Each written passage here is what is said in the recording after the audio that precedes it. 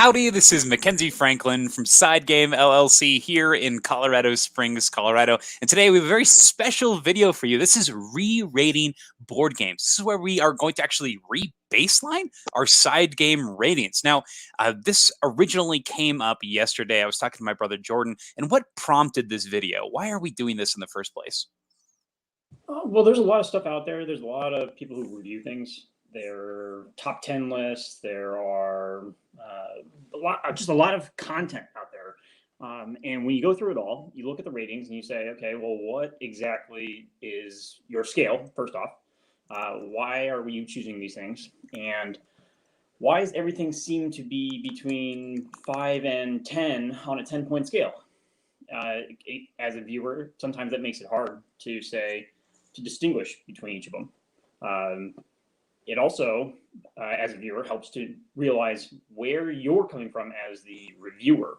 I like to think of the movie Ratatouille, where the ego guy, he says at the very end of the movie in his last critique that reviewers, the job of a reviewer is actually pretty easy. They put up very little, they sacrifice very little, and they hold a lot of power. That they are able to kind of yay, nay something. The challenge for a reviewer is when that they are betting on something new, something that's not in the popular. And because I think that's what Board Game Geek. You're looking at things, and you look at Board Game Geek's rating list, and it's easy to go through old games that have been out there and then put your rating against those. You're either unconsciously or consciously, you're either comparing to other games that exist in the sphere, or you are comparing against other games in your library and saying, I want to play this game more than another game I have. Each title that you are looking at is its own independent work. There's an artist behind it. There's a designer. And being able to critically look at that from having some established criteria, that I think is a skill that develops apart from being able to communicate that to another, people who are interested. So I think for your viewers, not just for views in general, but for the type of product that you want to deliver in this type of video content, I think it's good for your viewers to understand where you're coming from. So giving them what's your criteria. If they go look at your Board Game Geek list and see your collection and see those reviews, what does that mean? Are you using maybe the same sort of criteria that you use on this channel? Overall, there's a lot of positive content that comes out of this channel. You do have specific top 10 videos that say, these are the games we would get rid of in our library. But are you trying to? Is there a separation between the two? Between that board game rating that's online versus what you do on the channel, and is that clear to your viewers? I think that since the majority of content that we do on this channel is positive, you're going to see a leaning towards those positive reviews. Naturally, I'm not really going to talk about games that I hate in a top 10 list of, whatever. So I think that there's definitely some bias here. You're not going to see some really critical negatives on these specific games because they're my favorite in whatever genre we're talking about.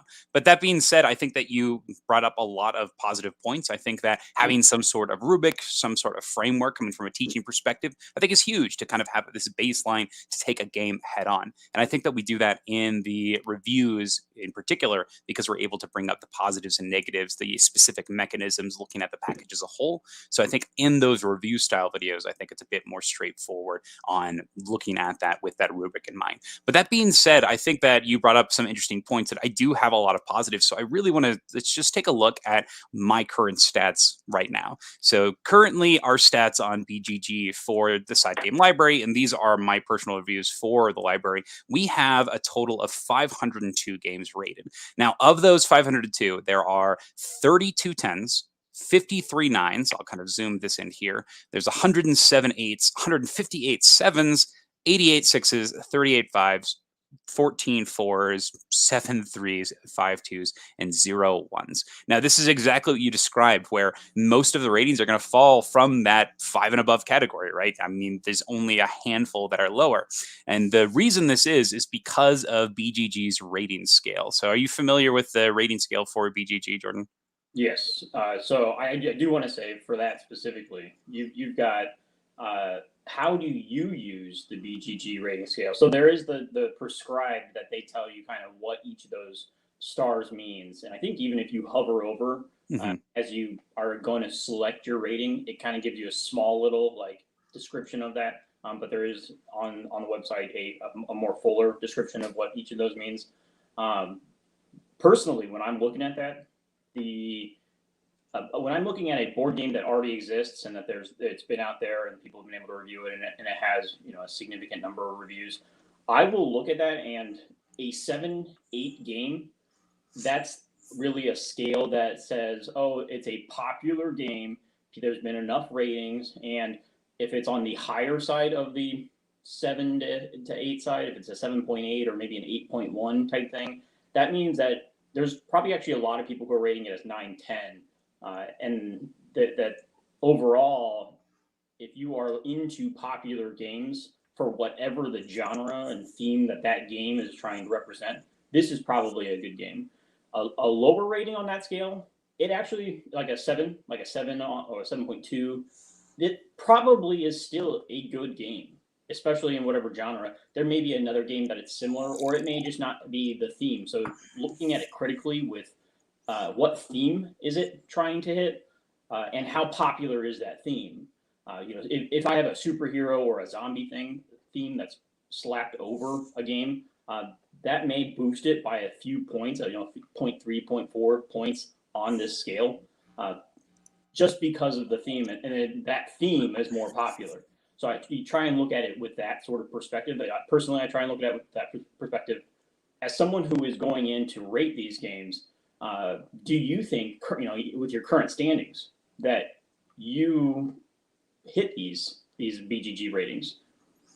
I think that on some games, yes, but we actually looked at a couple of games yesterday when we were just kind of talking about this. One in particular was Red Rising, and you gave me a very, very straightforward. You were like, "Hey, I think that your Red Rising review, your rating is incorrect." And I was like, "Okay, let me go check." And you were right. I think that the whole point, the idea of this is to go through the current ratings that we have and say, "Hey, why is this like this?" And let's make sure that these are up to date. Now, I do like the idea of using this scale here, but I think that if you answer the questions honestly, then it'll actually have a little bit more truth to it. What do you think on this? What do you think on the format for today? So I think the caveat on this whole discussion is that Hmm. you're doing it to rebaseline the ratings that are in BGG. Yes. I think that there's still separate value and separate discussion, and maybe it's even still worth having a rating, a different rating scale, maybe a SideGame LLC rating scale that can let you critically review to whatever criteria you put up, because this criteria is an established criteria that you're looking Yes. Hmm. at, and you're doing it for the purpose of trying to help people quickly determine, is this a game that I want to put in my monetary investment. If they're already looking at the game, there's either buzz about it, or there's some theme that they're looking at.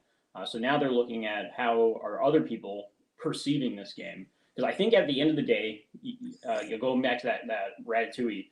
These people are all designers. These people are all putting something out there. The fact that people are playing these games, looking at it from like someone who writes a book, or someone who does paintings, or someone, these game designers, they're putting their work out there, and it's as people where we don't necessarily have to like it. Like they're doing it because they like it. Hmm.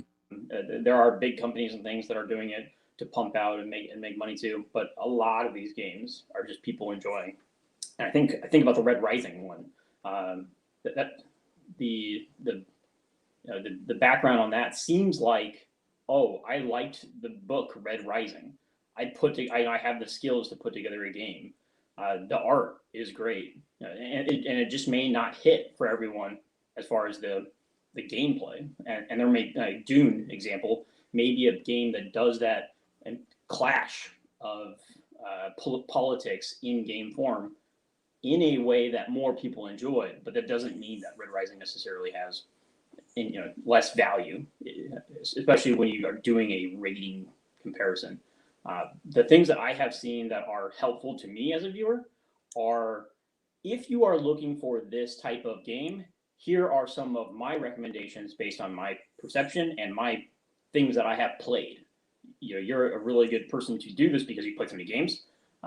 But that's, as a viewer, I sometimes find that more helpful than top 10 lists, because I see top 10 lists as, top 10 games with the best components. Okay, yeah, I guess if I'm looking for like the tactile feel of a game, that might be a helpful video. But if I'm looking for a game that's like, the games that I would recommend for 15 to 30-minute games that are more abstract or use some sort of mythology or culture, put whatever theme you want, that might be a better way. That totally makes sense. Catering specific lists towards specific people. We recently did a fantasy list, deck building. So looking more at a focus on mechanisms and gameplay and saying, hey, this is why this is good in that genre. And that makes sense. These are going to be actually helpful for people that kind of already know their gaming styles and things they enjoy. So I like that. That makes sense. Yeah. And really quick, we have a comment here from Mom Gamer. Good morning. Thank you for joining us today. Sorry, we're setting up this discussion, so we're ready to move forward with rating these based on this BGG scale. But thank you for tuning in this morning.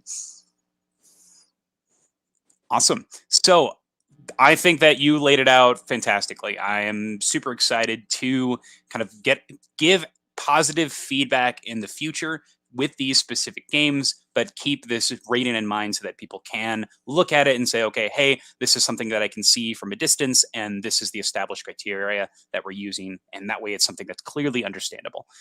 So I like this idea of using this established criteria. So what we're going to do here is go through these games and say, hey, where does it fall on that established criteria? We flashed it up on the screen before. We'll reference it throughout. We have the 1, which is Defy's description of a game. You won't catch me dead playing this, all the way up to a 10, outstanding. Always want to play and expect this will never change. Now we'll go ahead and reference this, our total result here and there as we actually are doing this. But where do you want to start off with on these games, Jordan? Do you want to start off on the 10s? Do you want to start off on the lower games and work our way up? How are you feeling? I think the most value is going to be looking at those top games and having that critical look of, are these really 10 type that match to this rating scale? Okay. So with that said, we just hit the Your Rating button here, and that's going to organize them all based on their number. And let's go ahead and deconstruct some of the 10s. So first, remind go ahead. What 10? So 10, the number 10 is outstanding. Always want to play and expect this will never change. I'll go ahead and flash it on the screen as well here so that we have it. Let me put up a banner really quick.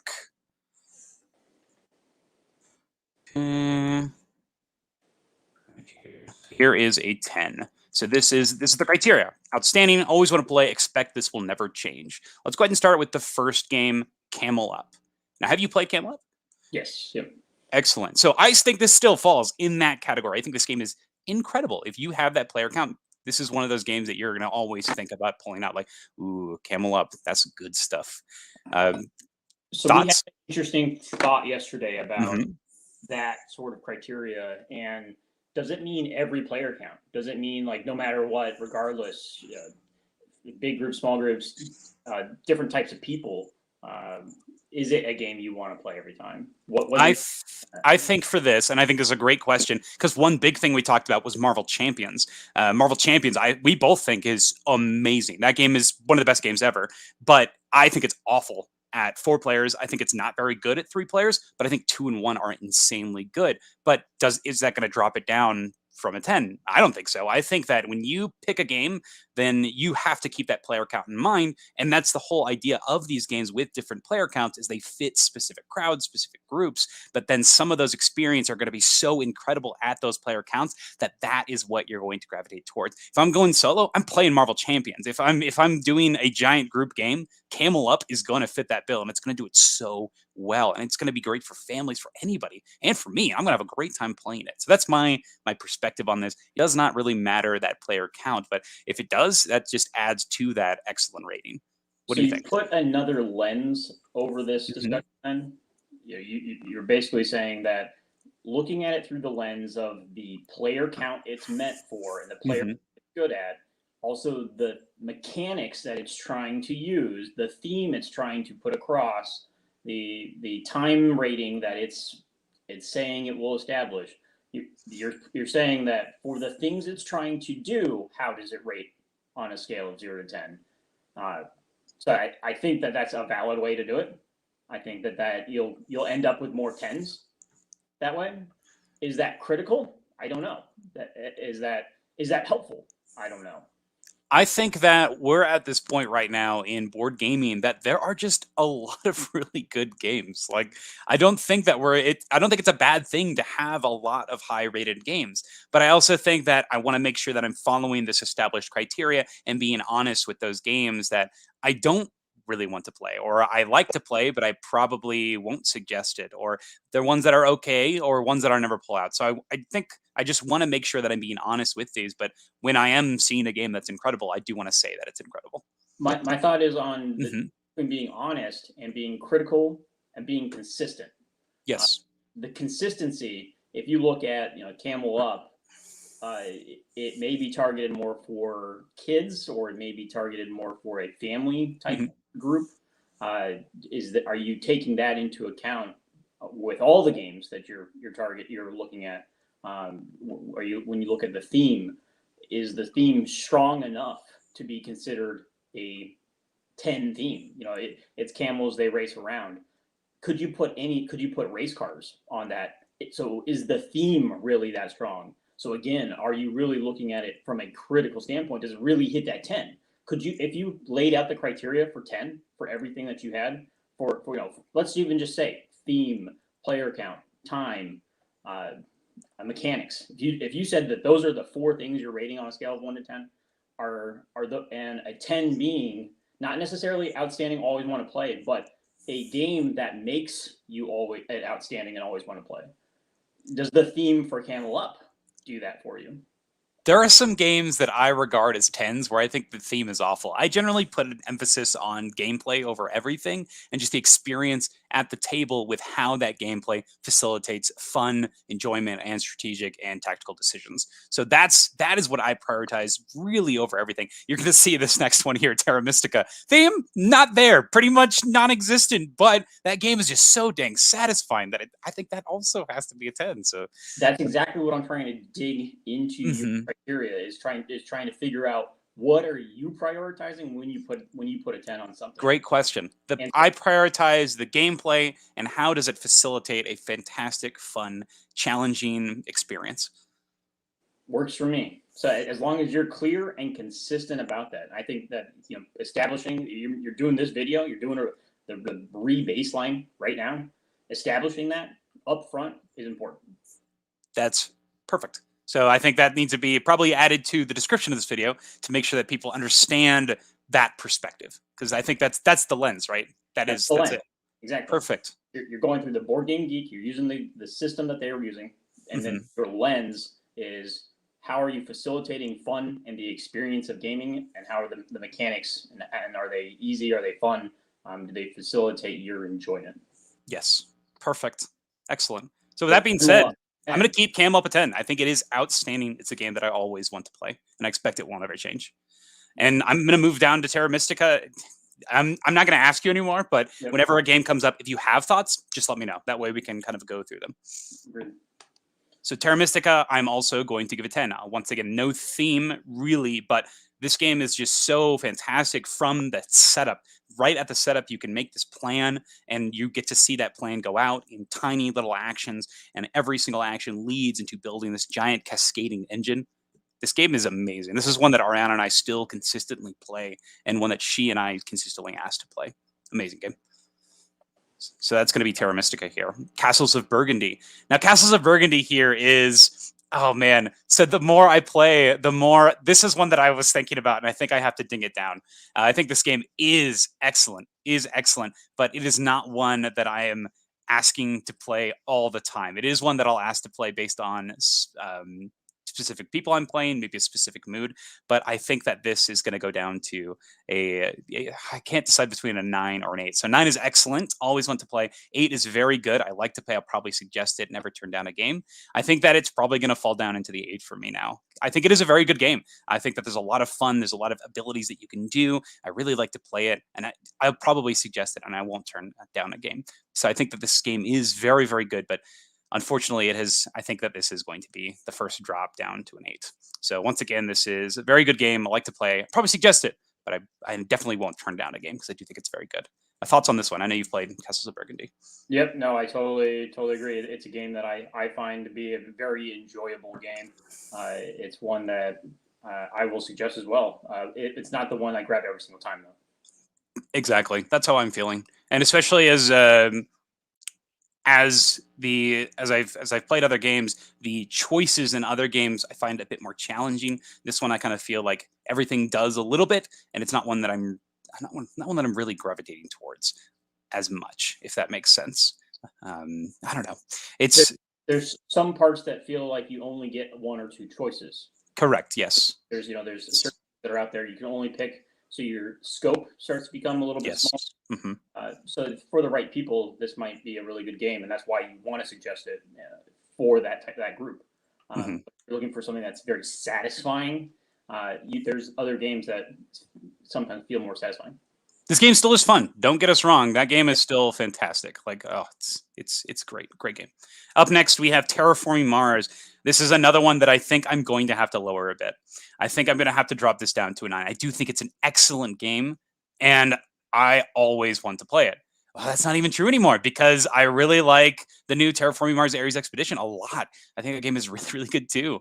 And so there's that conflict of interest. Yes, go ahead. Being critical and having a comparison though is different. Okay.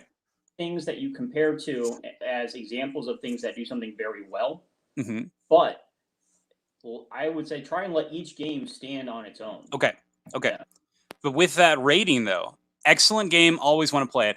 I always want to play Terraforming Mars. Terraforming Mars is so fun. I love card evaluation. I love drawing things. I love seeing how they come into play. I love that decision of, do I keep this or do I need that $3 real bad, man? Like, I love this. I love that forward planning. It just feels so satisfying.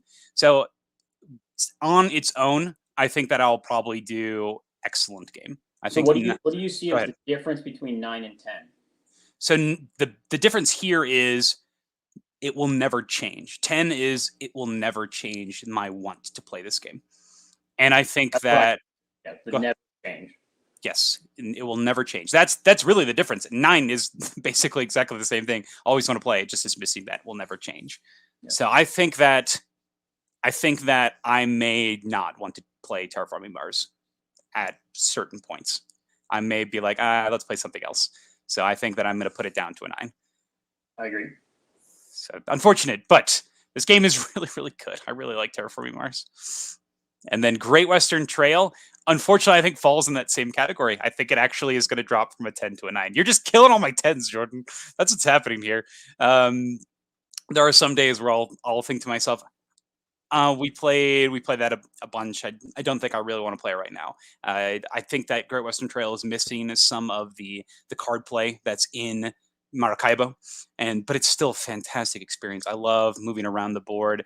I love putting the different buildings out. Maybe the second edition will change my mind in this, but I do think that it's still get more games that you. Oh yeah. Okay, up next, Feast for Odin. Have you played this? Well, I said I wouldn't ask that, but yep. Feast for Odin. I think this deserves a 10. This is a game that I will always want to play. It has the variance through the occupation cards. Everything's a challenge based on like the results of a single action space. I love how you are completely changed from turn one based on your starting setup. And I just love how free and open the game is and how drastically different it is at each player count. The new expansion, I think, has just breathed exceptional new life into this game. I think that this is going to be a 10. I still think that this is probably my favorite Uwe Rosenberg game that is not just solo. I think that this game is incredible. So good, so good. I'm noticing a pattern already on Yes. this.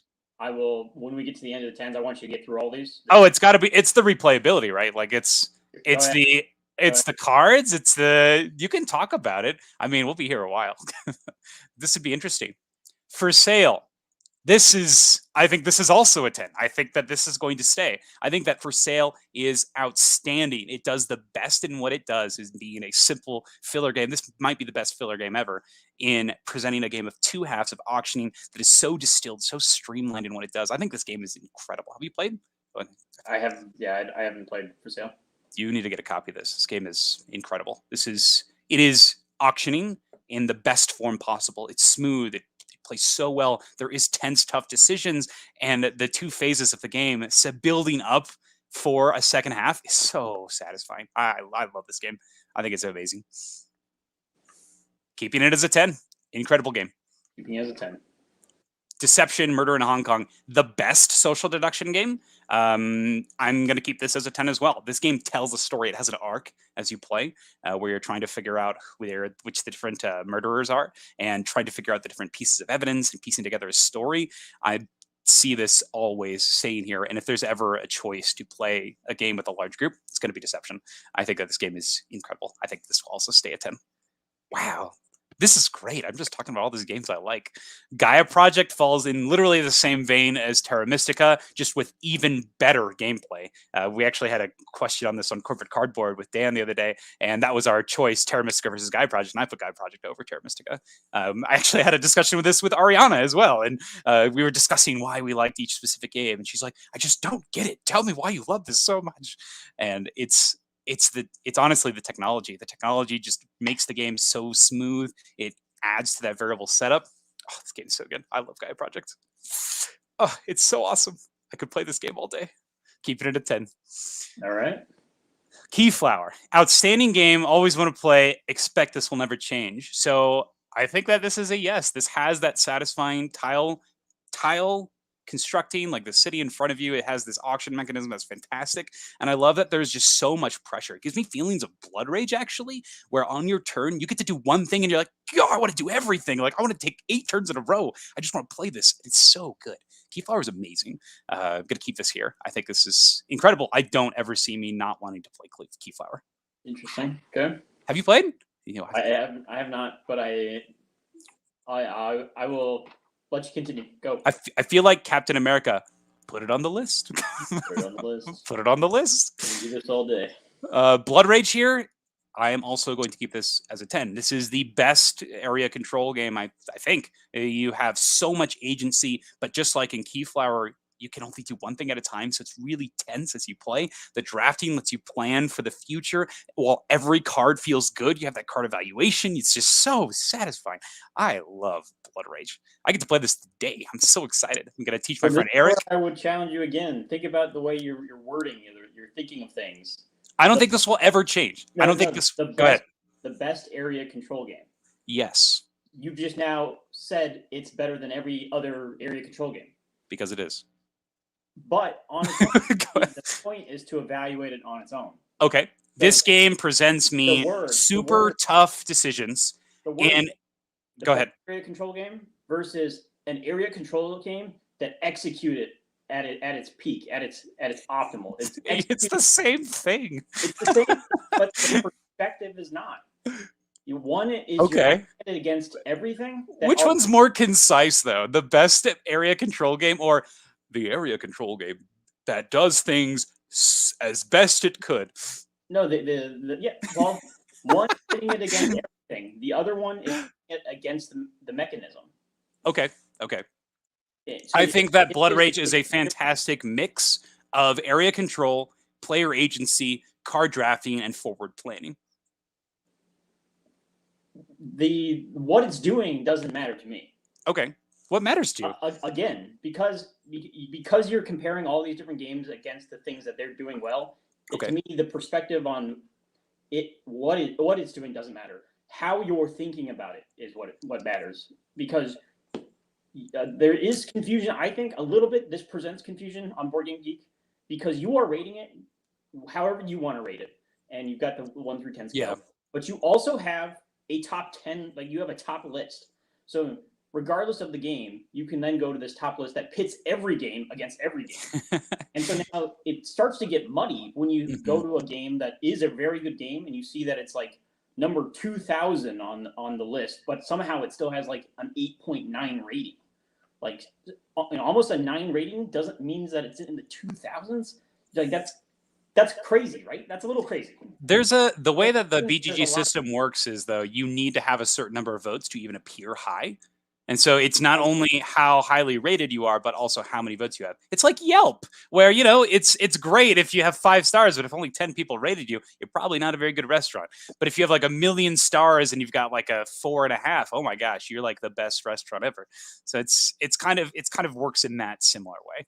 So that's the thing, though, as well. It's thinking about Yelp that way. Like, just because you only have 10 doesn't mean you're like, even if you have 5 stars and you only have 10 ratings, doesn't mean you're still not like. It just means enough people haven't taken a chance on you. Yes. So in the same way that this is the Board Game Geek system is trying to do 2 things. It's trying to rate every game and then trying to allow you as the user to compare it without critically being able to say, oh, am I really comparing it to every game? Because that's what you're letting me do. Or am I comparing it to other games that are in the same sort of theme and field and mechanics and that I'm interested in? So feedback to the Board Game Geek website would be allowing me to filter my types of games and then letting me stack them up. They have options for that, though, like through the search features. You can search for specific mechanics and themes and style. It doesn't have the ability to kind of layer that on. And you can't say, I want a hero game or I want a fantasy game that has this mechanic, or I want a game that only takes 20 minutes or something, is suitable for this age is at 4 player count. The criticalness of other people's reviews are not at that detail either. Like, are other people doing what you're doing? No, they're doing what you were doing, I guess. Oh, it's a great game. It's a 10. Oh, it's a sucky game. Oh, it's 5. Okay, well, that's how you end up with a lot of 7.5 ratings on any game.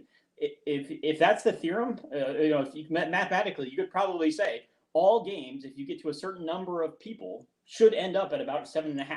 If it's a game popular enough to get to that number of people. 7. It's a game. It's a game that a lot of people have bought. That's all that a 7.5 really would mean. Yeah. Normal distribution around 7.5. So that makes sense. But continue. Kingdom Death. Okay. So Kingdom is to think about them independently. Okay. We will approach this next. Kingdom Death Monster. Kingdom Death Monster, outstanding game. Always want to play. Expect will never change. I think I'm actually going to drop this one, unfortunately, to a 9. I think that this is an excellent game. Right now, I do want to play it all the time, but I can see this not always being the case. I can see me maybe not being in the mood some days to play this. I can see me maybe I'm continuing on a campaign, or maybe I'm at a spot where I'm not extremely excited to move forward. But I do think that I think it's a blast. I think it's a great adventure game. I do think it's an excellent game. I love the AI system here. But I do think that it might change in the future. So that's unfortunate. I really like Kingdom Death Monster, and I think that it's one of the best in that boss battling genre. But I do also want to be honest here and come from my feeling and my perspective towards it. So that's going to be Kingdom Death Monster 9. Too Many Bones, I am going to keep this as a 10. I don't think this will ever change. I think that this is such a solid experience of building your characters and moving forward. There's so much variance and challenge with playing different characters, and each character has different routes and paths. You can do multiple combinations of characters, and as you play, you're also learning kind of intricacies of the world and of the game, and I think that's a lot of fun. I love the structure of the scenarios in Too Many Bones. I love how you're going through from mission to mission on this tiny mini map, and it's not this overarching campaign, so it's easy to bring out. So it's also accessible, and oh god, I just think it's so well done. I love the tactical gameplay in this. This is like this is peak amazing game. So that's Too Many Bones. I love this one. Anachrony, 10 here. I think that unfortunately Anachrony also is going to fall in that range with Kingdom Death Monster, where I still think it's absolutely amazing. I think this game is really good. Played it yesterday. But I do think there will be days where I don't want to play this game. There's so much variety, though, in what you can pick. There are so many different modules. You can really tailor it to how you see fit. But sometimes this game can be a bear. And based on the people you play with and based on just the situation, it might become an experience a little more frustrating. So I think that I could have days where I don't always want to play this game. But yes, but for right now, I do always want to play Anachrony. I think it's really good. So I think it's going to stay as a 9 right now, but I can see it dropping in the future. Oh, this sucks. Yeah, I'm like betting on my future self to be like, but I'm not gonna like it in 5 years. I don't know, man. And that, I mean, right now that's the criteria you're using. Yeah. You're just basing it on the Board Game Geek criteria. And yes. the fact between a 9 and a 10 is that single piece alone. Yes. Doing that decision making. So it's tough. This is tough. And if you have if anybody watching also has anything they'd like to chime in on these specific games, please let me know. These are my perspective, my opinion. Jordan here is my peanut gallery who's keeping me honest and keeping me critical. So let's keep on driving through these and ruining my favorite games. Nine is still really good. 9 is still really good. A lot of these 10s are becoming 9s. You've had a couple that went to 8s, but if the takeaway for the 10s should be what one thing, or what's the hesitancy that makes you think that this would change in the future, that you would not always want to play. And also a 9 versus a 10, a 9 still says you always want to play, right? Correct. 9 says you still always want to play this game. It's an excellent game. It just may change in the future. 10 is, I know. Weird. This is true. This is true. It's a little weird, because then what is an 8 again? An 8 is, it's a very good game. I like to play it. Probably I'll suggest it, and I'll never turn down a game. So 8 is like a pretty big drop from a 9. Like, if we're being real, like that's significant. That's, yeah. To me, there's a bigger difference between those two than there is 9 and 10. 9 and 10 is almost. I agree. I think 9 and 10 are still like definitely the upper echelon of games in general. To me, they're the exact same quality of game, and then there's just something about it that you think is going to just keep you playing that game forever. Yeah. But speaking of something about it that's going to keep me playing forever, Biblios, I think, will still remain as a 10. It has proven that it. I would say, when your ratings, or when you're doing this critical thing right now, what's that thing that either pushes you one way or the other? Okay. That's the summary of the description of what you're delivering to your audience right now. Of what is. That's a great idea. That's a great idea. I think that Biblios has proven already that it is one that I still want to play. This is one of the first games I played in the hobby, and I liked it then. I still like it now, even with this critical dive into all sorts of other games. I think this is still one of the best games for filler type. It is up there with For Sale for me. It is one that is consistently challenging, that it's not just about playing the game, but reading the people. And I think that is huge, because the people you play with are also going to change as you play. And I think that's amazing. So this game is absolutely amazing. One of the best filler games ever. Just found out that it has a 5-player official variant that was taken and put into King and Me. So printed that out, and that's now in our copy. So there's even more fun things to do with this. I'm so excited. I love Biblios. Amazing game. Up next, Brass Birmingham. I think that Brass Birmingham will also stay at a 10. I think that the gameplay is so smooth, and this is one that it's basically set. There's no need for expansions. This is a game that's, once again, dynamic based on the people you're playing with, that is going to change based on the way that the board starts from turn 1. I love this. I love the different variable setups. I love the amount of thought that goes into dumping cards for non-specific actions, this is fantastic. I could play this game all the time, and every player count is good too. I know we're not necessarily looking into that, but I think that's definitely something that just needs to be said because I think that it is so good. So I'm going to keep Brass Birmingham as a 10. I do think it's.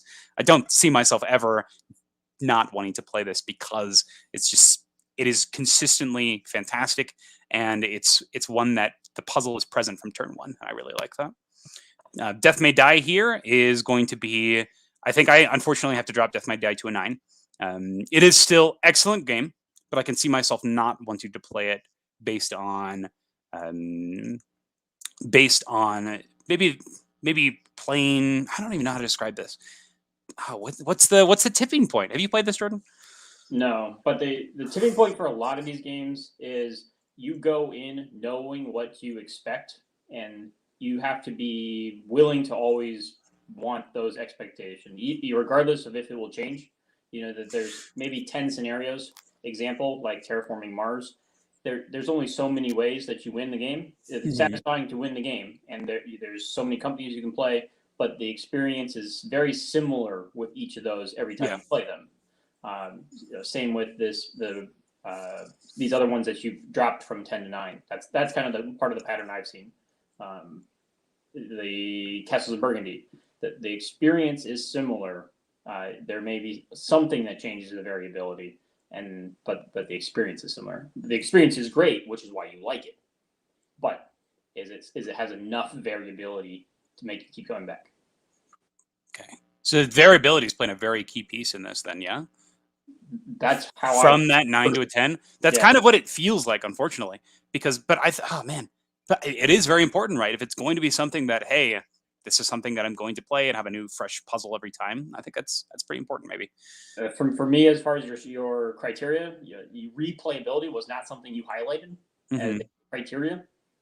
Something could be a very great game. I think like Kingdom Death Monster might be one of those games that you're like, I play through a scenario and then I might get to the point where I don't want to keep playing through that scenario, even though it might change a little bit.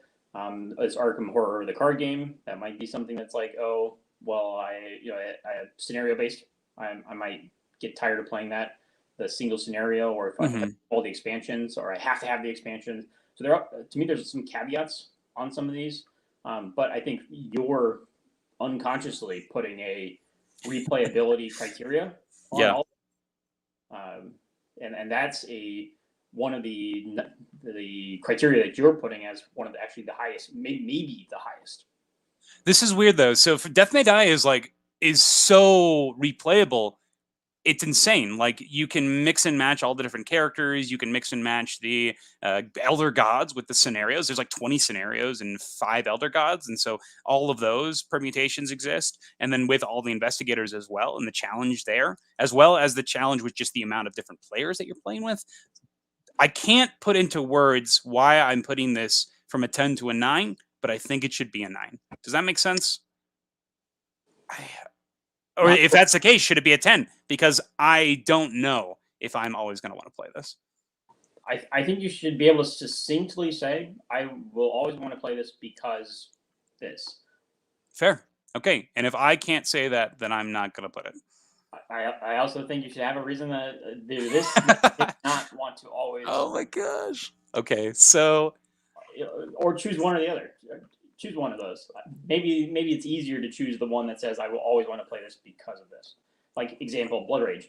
I will always want to play Blood Rage because it does area control at its best. I just love the phrasing on that. It cracks me up. Okay, so I will always want to play. Oh, I think Death May Die is going back to a 10. I think Brass Birmingham. You'll always want to play Brass Birmingham because no matter who you're playing with, and card play is satisfying as heck, and the setup is going to change, and you're going to be able to make satisfying plays throughout by playing off of the other players and the board state. I think it's huge. Death May Die. I'm going to give 10. To me, that is also, as a viewer, that's to me more beneficial, more critical. It allows me to understand where you're coming from better. If you can succinctly say that, rather than I love the gameplay, I love the art, I love the why. Give the why, right? Like give the the specific reasons. So I'm going to give Death May Die a 10. I always want to play this, and I don't expect it to change because the leveling up system is so satisfying, and the turn-to-turn strategy and decisions are fantastic. I think Done. that. Next. Oh wait, perfect. All right, that's it. That's all you get for Death May Die. It's a 10. Well, Amazing game. I think a lot of times you're trying to harp the point. You're trying to say why you like it, and you go back to all these reasons over and over. Yes. But a lot of times, if you succinctly are able to communicate what it is, that sometimes sticks better. Especially in like a list that we're doing right now. Like we're going through all right now. I try to do that. I try to be succinct in my like top 10s and stuff. Like I try to say, hey, this is the game. This is what it's about. This is how the game mechanics are played, and this is why I really love it. And that's what I try to do. Like that's like my. You find that you are saying you really love the same things about all games, though. Do I? I don't think so. I don't know. That's a challenge. I don't think so. I think that I'm able to pick specific key things out of each game as to why I love them. Fair enough. Maybe. We'll see. Maybe I am redundant. Tell me in the comments. So maybe, I don't know, man. I don't watch my videos all the time. So we'll see.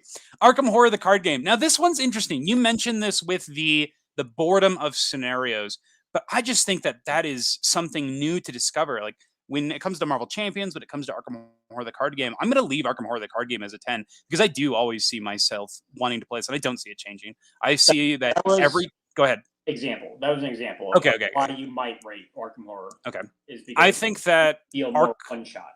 Gotcha. I think Arkham Horror, the card game, is outstanding. I always want to play it because the investigator pairing you pick and the deck you craft from the beginning, you get to see grow through a really well done scenario-based game with satisfying experience leveling and satisfying action-based gameplay. I think it's so good. You need to play this. You need to play this game. You will love it. It's so good. Boom. Arkham Horror, the card game, keeps its 10 status. Underwater Cities. Oh my gosh. I think this game is so good. It's outstanding. No. What? 10 because. Yep, sorry. It's a 10 because the action card playing is so satisfying and puts that excellent line of, do I focus on immediate rewards or long-term engine building? Done. And it happens every turn. Oh, it's so good. Okay, fine. It's a 10. Yes, you got it. Underwater Cities. Well done. No. So for me, this is satisfying, or I love this. There's a lot of filler words in there. Okay. I'll be as. It's not that you're not being succinct. You can have only a 2-sentence thing. I'm sorry, I'm wasting your time. What you're saying really value added, and that's my challenge as a reviewer. Remember, okay, you're right. Job is easy. Yes. So what you're communicating, are you adding value to it? So Underwater Cities is what's the mechanic? Okay. What's the worker placement with card pairing? What's worker placement card pairing? Worker placement card pairing. There. Oh yeah, it's so good. It does that at a 10 level. Yes. Sleeping Gods does exploration at a 10 level. Boom. Boom. Done. See? No, and I think you'll find that the things that you're finding 10 level are the same things that in their descriptions or in their mechanic, whatever it is, you'll find that you're saying the same thing that they were trying to target with the game. So in like the Arkham Horror, you find it's satisfying that they let you put your character and you go and you grow that character. That's the whole point of that game. And so you find that to be a 10. It does it 10 level. True. So Marvel Champions, the card game. We're assuming all of this is satisfying because you're putting it at 10. You are not wrong. So it does it at a 10 level. Marvel Champions does deck construction, scenario-based gameplay, and customization during gameplay at a 10 level. Boom! Boom! He's learning, folks. Camel Up 2nd Edition is the same game as Camel Up, so I'm leaving it as a 10. Okay. Maracaibo. Oh, Maracaibo does engine building, interchangeable gameplay, and multi-use cards at a 10 level. Yes? I agree. Multi-use cards and the multi-paths that you're kind of playing. I love it. Yeah. I'm going to play this game today, too. It's so good. Oh my gosh. Bullet Heart. I played this last night. Amazing game. Bullet Heart does puzzle, shoot 'em up, abstract as all get outs. So interesting at a 10 level. This game's amazing. And that's where thinking about something. Bullet Heart challenges me at a 10 level. Yes? No? Can that be a thing? That's helpful though. It Okay. challenges you at a 10 level. So Man. So when you're doing it that way, so thinking about Yeah.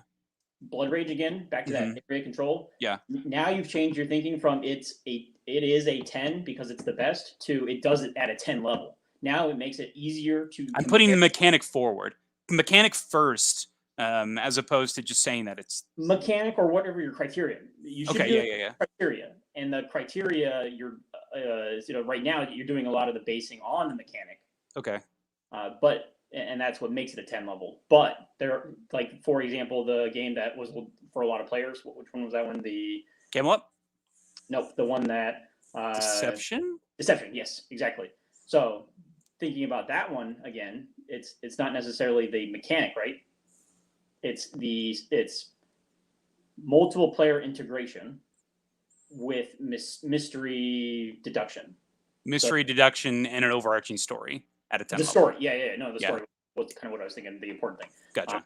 So the mechanic is the deduction, and that's a part of it because that's part of your criteria. But it has those two other pieces: the story and the multiplayer. It's doing those really well.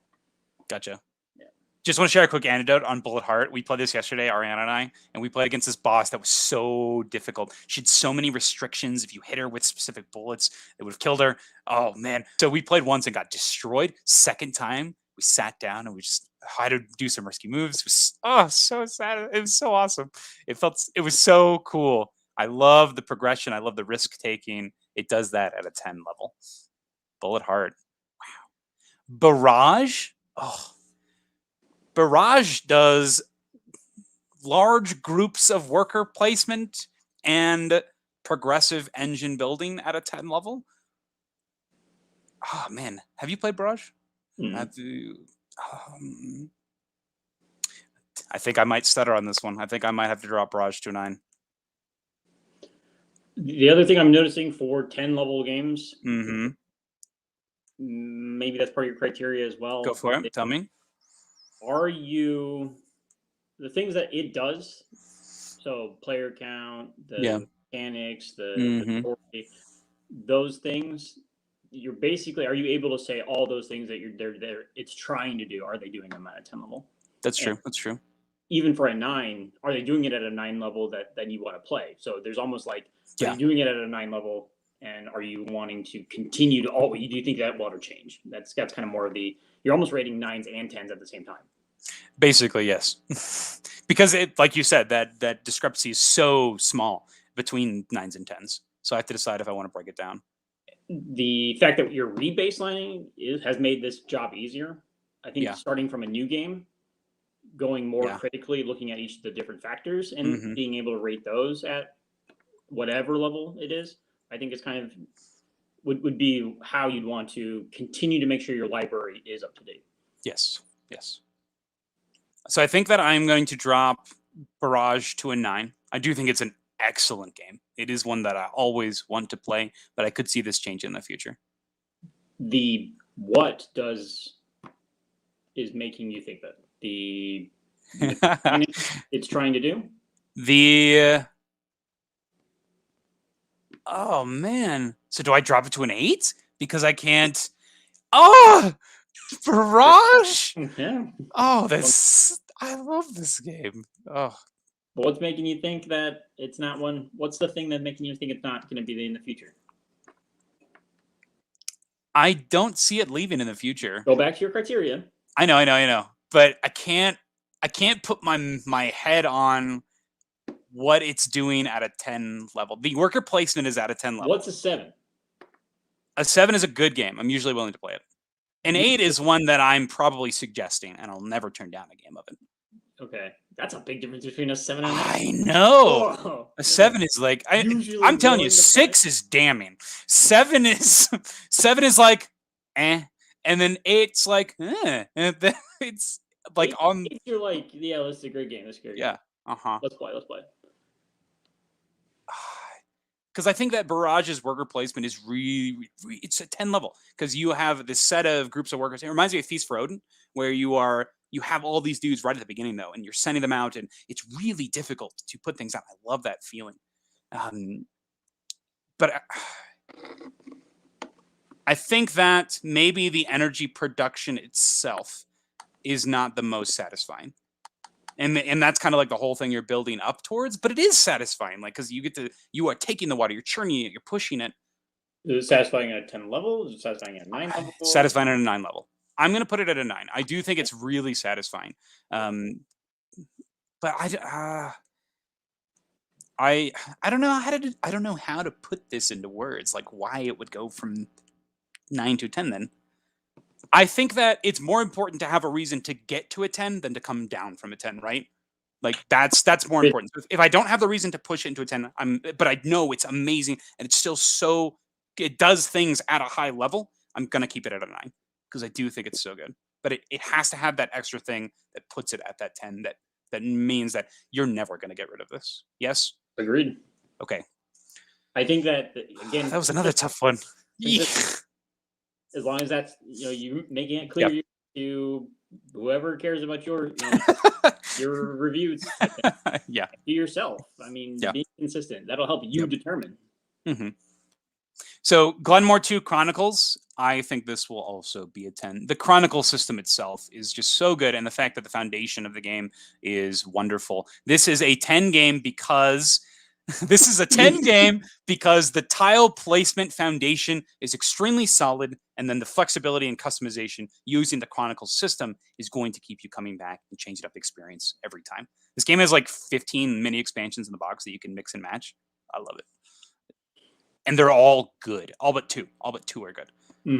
Oh my gosh. Such a good game. Glenmore 2 Chronicles. Super Fantasy Brawl. Oh yeah. Super Fantasy Brawl is a 10 game because it takes card play and puts it into a skirmish experience that is also objective based at a 10 level. Oh yeah. Oh, I can't wait. Season 2 of this is coming out soon. It's doubling the characters. Oh my gosh. So much more to explore. I played this the other day too. Oh my gosh. So many good games. Hallertau. Hallertau is a 10. Hallertau does worker placement, card play, resource management at a 10 level. It's so interesting. Oh, the card play here is really, I think, is just absolutely amazing. This game's amazing. I love Hallertau. It's so good. I know I'm not supposed to add that little preamble afterwards, but this is just like steam coming off of something hot. Like it's just gonna come off every time I talk about these. Once we get to like this, I don't know, lower stuff, maybe it won't happen. But so good. Terraforming Mars, Ares Expedition. Terraforming Mars, Ares Expedition. I think this is also going to drop to a 9 as well. I think that similarly to the standard Terraforming Mars, I think that there are only so many paths and strategies you can pursue. Some of your games will feel the same based on specific cards you draft and the different corporations. I think that it is still an excellent game. I do want to play this all the time. I think all the modes are amazing. I think that it is missing that piece to bring it into a 10 of expecting it to never change. So unfortunately, I am going to drop this to a 9. Thoughts? I think that that's appropriate. So, yeah. Can't push it into 10s, then it's got to stay a 9. Capital X2 Generations is a 10 game because, Capital X Generations does card drafting, forward planning, modular abilities, tension with simple actions at a 10 level. Have you played this? I can't say that, but oh my gosh. You can say that. This game's so good. You put that rule on, but I feel like because I'm going to say it every game because I just want to know. Like, I haven't played this. This is on my wish list right now to get. Buy this game. It's so good. Yeah. This is your video with Tia. Yeah. Yeah, Tia. She evangelized it, and She's I've been yeah. giving people the bug. Dan put it on his best card game of the year for 20, like best card game he's played this year. I was like, hell yeah, man, this game's so good. Oh, Yes, so no. I'm so happy he likes it. I'm so happy everyone I've introduced it has really liked it. I've sold so many copies of this game. Yeah. You need an affiliate link at this point. I do. I have an affiliate link, Okay. and I've sold so many copies of this game. Oh man, it's awesome. I love this game so much. Nice. All right, Castles of Burgundy. I'm actually going to remove this because I think you already had that one, right? we already had that one up earlier. Yeah. So I'm going to remove that one. Okay. And then lastly, Glory to Rome. This is the newest 10. I am going to say, so Glory to Rome does satisfying gameplay, engine building, multi-use cards, and civilization building at a 10 level. This is a game that I've only played 5 times at this point, but I think it's absolutely incredible. This is one of the most satisfying games I've played in a long time. And this is kind of the feeling that I want to capture every time I play a game like this. I think that it needs to be a 10. I really do, because I think that all of the pieces combine to an experience that you're consistently engaged in and just always excited to play. I love this game. I think Lord of Rome is really, really good. I'm going to keep it at a 10. You may argue. I may have not played it enough, but I can see this being a game that I just always have in my bag. It's small. It's one that I can bring with all the time, and it's one that I always want to play. And I don't see it changing right now. So this is where I'm at right now. 10 out of 10. It does those things at a 10 level. It's staying. Fair enough. This game's real good. All right, now we go to the games that are still amazing. These are going to be the 9s. These are, let's change the rating up there. 9s, remove that tag. These are excellent games. These are games that I always want to play. However, there's no longer that caveat of I expect this to never change. So let's put that on the screen there. Excellent game. Always want to play. I'm going to start off with Legendary Marvel. I'm going to put this down to a 7. Because the 7 is a good game, usually willing to play. I only play this with my wife. I only play this with Ariana, and I never suggest it. What's a 6? What's a 6? A 6 is an okay game. Some fun or challenge at Leaf. We'll play sporadically if in the right mood. So that seems like a 6 game to me. Sporadic, because being in the right mood is one of those things. The thing is, my mood doesn't matter. The mood is Ariana wants to play. That's not if I'm in the right mood. This is if Ariana's in the right mood. I will always play this game if Ariana asks me. I still have a great time with it. It is a good game. I am usually willing to play it. I think a 7 is correct. It's a good game. Usually willing to play it. Okay. It is a good game. It is a good game. It's well constructed. The keywords are fun. Moving the characters around is a blast. I like building the teams of heroes. I like setting up the scenario at the beginning and picking your loadouts. It's fun. It is a good game. And I'm usually willing to play it. Sometimes Ariana will be like, hey, I can solo this. And I'm like, go for it. You do that. This is a game that Ariana plays solo. Can you imagine? It's so funny. Yesterday, go ahead. I said patchwork. It's a patchwork? Oh, next is patchwork. I do want to say that yesterday, Ariana, on our way home from Denver, she was on her phone looking at different loadouts and challenges for solo scenarios. And she got home and she's like, I want to play some Legendary. And I was like, okay, cool. And I was like, yeah, let's do it. And she's like, oh, you don't have to join. It was so funny. Oh, man. But good stuff regardless. All right, patchwork, a 9. I think this is not patchwork's pretty great. I think 9 is pretty good. If I have a chance to play patchwork, I'll play patchwork. It's so satisfying. I think that patchwork does the action management and polyomino playing at a 9 level. Maybe in the future I won't feel the same way about this, but right now I think that it's my go-to of 2-player short polyomino lane games. I think it's a really, really good game. So I think overall changed your perspective on thinking about these games. Mm-hmm. And you don't necessarily need to make the statement, because at this point I would expect any of your 10s, they should do all the things that they're trying to do at a 10 level. Okay. And that the things that they do, they should all be making you want to always play them. Same with the 9. These 9s, if they're going to stay a 9, I would assume that they are doing all of their things at the peak level. Yes. So whatever, if someone is interested in this game and they want to know your rating about it, you're thinking that it's the best that you're thinking that the game does the criteria at the best. It would only be, at this point, you should highlight. So at this point, all I'm saying are things in the game that are at this current level. Yes. No. So a 9 game. Go ahead. If for the game itself, you're saying that it meets your criteria at the 9 level. And yes. That to me, that means the things that game was trying to do, it's doing. It's doing. Yeah. I shouldn't really need to figure out your opinion on it. Your opinion is the 9. I am the number. Yeah. If you didn't like, in one of the games, if you didn't like one of the mechanics, that should be what's dropping it. Or that Correct. You're saying it's a 9, which means it's an excellent game. It executes all of its mechanics extremely well. Exactly. And yeah. Okay. So for me, the rest of these 9s, you should be able to go through these just like in the 7. Just ding them down, right? Just you should only be dinging them down to say, or bumping them up. Or bumping them up if they do them at a level. One thing in them, or if there's the things in them that then does make you want to. If that makes sense. Okay. Yeah, that makes sense to me. Yeah. So this should be fairly quick, yes? That's what I'm okay. That now that we understand what, from a criteria standpoint that you're doing, 9 very easy to go through. Keeping Rumble in Dungeon 9. Okay. Caverna. I think we have Caverna 8. The thing that's bringing it down, the mechanic in particular, is probably I feel that some of the buildings just don't ever get used. I feel there's some bloat, and I feel like that could be an issue.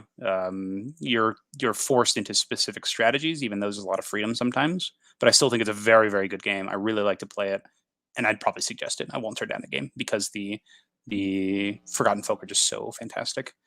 And I still think that it's really cool to introduce new buildings and try new strategies, but sometimes you do find yourself pursuing similar paths from game to game, despite all that variability. But still really, really good. Exit the game. I think I might put this to a 10. I think that I'm consistently looking for new exit games to play. I can see myself always looking and buying a new exit game. I think this is a 10. I think that this is the best exit system. I think this is the best escape room system. And this is one that Ariana and I consistently look for new copies to buy. Wow, exit. Look at you. It does the escape room the best, and it's one that I'm always looking for new copies to play. Wow. Well done, exit. Next, we go Codenames Duet. Cooperative wordplay. I think this is the best for that. I think it's excelling at its mechanisms. I think this will stay at a 9. I think that this does it the best in its category, but I don't see it pushing past to that 10 point. Clans of Caledonia. I'm going to drop this to an 8. I think that it does a lot of what it does well. I think some of the asymmetry in the factions could be better, but I still think it's a very fun game. I'd like to play it, and I probably would suggest it. I won't turn down a game of this, so I think that Clans needs to drop to an 8, which is sad. Okay, Zombicide Black Plague. I think that this will also be an 8 as well. I think that if I'm going to play a Zombicide, it would probably be I think that looking at this game as its own, I think that this is a fine experience. It's a very good game. I like to play it. It does have some issues with the abominations and the pacing of, oh, okay, we have to go and stop and go take out the abominations. So I think that like interruption in the gameplay flow is pretty annoying, and I think that that's going to ding it down to an 8. But still a very good game. I do like to play it, and I probably would suggest it for smashing up zombies. Up next, Spirit Island. Spirit Island is an excellent game. Oh man, is there anything I dislike in this? I think Spirit Island is incredible. I really do. I think that the thing that's preventing me from putting this at a 10 is that I kind of go in phases of Spirit Islands. Like there'll be times where I'm like, oh, I really want to play Spirit Island all the time right now, and then in the future, I'll be like, I just like don't think about it, if that makes sense. Mm-hmm. Does that ever happen to you with games where you're like, I could play a million games of this, and then like the next day you're like, I think I'm gonna not play Spirit Island right now. Sometimes there are like obsessions where you're like, keep playing this game, and like you think about it, and you're like, I've thought of strategies, and then you're almost at the point where like, I need to go play this game so I can get it out of my system, like, so I can like get these strategies out, Mm-hmm. and then eventually you get to a point where you're like, yeah, this is all right. I did those things, and I can stop thinking about it. Spirit Island really does like it does everything it tries to do at an extremely good level. I think that some of the spirits can be really frustrating and can be duds. But even then, they've introduced new packs that change the abilities of those specific spirits that I'm having grievances with. I think it's going to be a 9. I think it does everything everything at the best of its level. But I think it is missing that thing for me that's going to push it to that 10. Fair enough. This is rough. Gloomhaven. I think, unfortunately, this also has to go down. Honestly, the biggest issue here is the randomness in the card draw, even though it's like a card-based game, but it can be so critical that like maybe 2 or 3 whiffs could just end a game for you. I think that could be really frustrating, especially with the dedication and kind of the slow dungeon crawl pacing of the game. But I do think that the game is very good. I love the card play. It is really satisfying to play. I love the customization of the characters. I love how you are leveling up. I love that system. I love the retirement system. It's a very good game. I like to play this. I would suggest it. I won't turn down a game, but it's not the always want to play category. So I'm going to drop it down to an 8. Yep. That's good for Gloomhaven. Heaven and Ale? Oh, man. This game's real good, too. Okay, the tile placement is pretty fantastic. The path mechanism is really, really good. The tense decisions between placing on the 2 sides of the boards is amazing. I don't think there's a mechanic in this game I dislike or that it doesn't do well.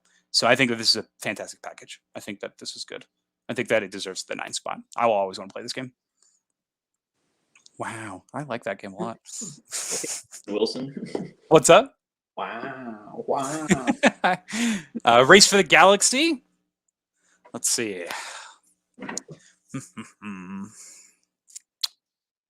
I think that Race for the Galaxy, I am going to put down to an 8. I do think it's a very good game. I think that I will always grab Glory to Rome, most likely, over Race for the Galaxy, but I'm supposed to look at it on its own, right? So it does engine building really well. It does the action selection system really well. Does it do everything it's set out to do? Yes. At a you always want to play it level. Yes. I shouldn't punish Race for the Galaxy for Glory to Rome being so good. That's right. That's a different criteria. That's right. You're right. You can put things head to head, and that's what top 10 lists are for. That is true. But this is looking at the game as an individual. Is it doing the best in what it is trying to do? Yes. Race for the Galaxy is still absolutely amazing. For you to go back later and say, here are all my 10 games or here are all my 9 games, and here are all the ones that are in that genre or theme, year or whatever it is, and then you can pit them against each other. Whoo-wee. Okay. That makes sense. That's like you said, that's what the top 10 lists are for, yeah. And that's what I'm here for, to keep you honest with your own criteria. I appreciate it. Thank you. So Race of the Galaxy, still amazing. Amazing. Absolutely amazing. It does engine building, phase selection extremely well. Next, Coimbra. Coimbra is a 9. Absolutely. This is an excellent game. This does dice drafting. It does the tracks. It does exploration. It does the tenseness of the price versus the priority at a 9 level. It's at the top of what it's trying to present. I think that this game is amazing. I think that it does not make that 10 category because I do think that I think it's missing that thing that pushes it just above it. Coimbra, 9. Root. This is a masterclass in asymmetry. I think it does. Some of the factions I don't think are super awesome, but I think that there are more hits than there are misses, very similar to Glenmore 2 Chronicles. where I think that this is going to be one that I do always want to play. I think that it does all of the asymmetry. I think it does the war combat. I think that it does the multi-use cards in extremely well done ways. I think that it is pushing it slightly out of 10, though. Nothing to push it to that 10. But maybe. This is... Whenever they release new stuff for Root, I'm always excited to play it. I am always excited to try the different combinations of factions. I think that's just going to continue. You've played Root. You like Root. Where would you put Root? The things it's trying to do, I think it does at a 9 level. Okay. That's where I'm falling as well. I think it's missing something to put it to the 10. Or I should say that it's doing everything. I think it's doing everything that it wants to do. I do. Actually, I would put it at an 8 level. You think so? Yes. Why? 8 level. Because it's a game I would suggest. I would play it. What's the 8 criteria? 8 criteria is a very good game. I like to play it. I'll probably suggest that I'll never turn down a game. Yeah. Hey, Scylla, thanks for joining us. That's the difference. Is I will probably it would be one I would suggest, but there may be times I don't suggest it. Okay. I wouldn't suggest it for everyone type thing. It would kind of be group dependent. That's funny because I teach Root to people, and I have a great experience with it. Like, I think that Root is one of the most accessible games in this asymmetric genre. And this is a great question, Scylla.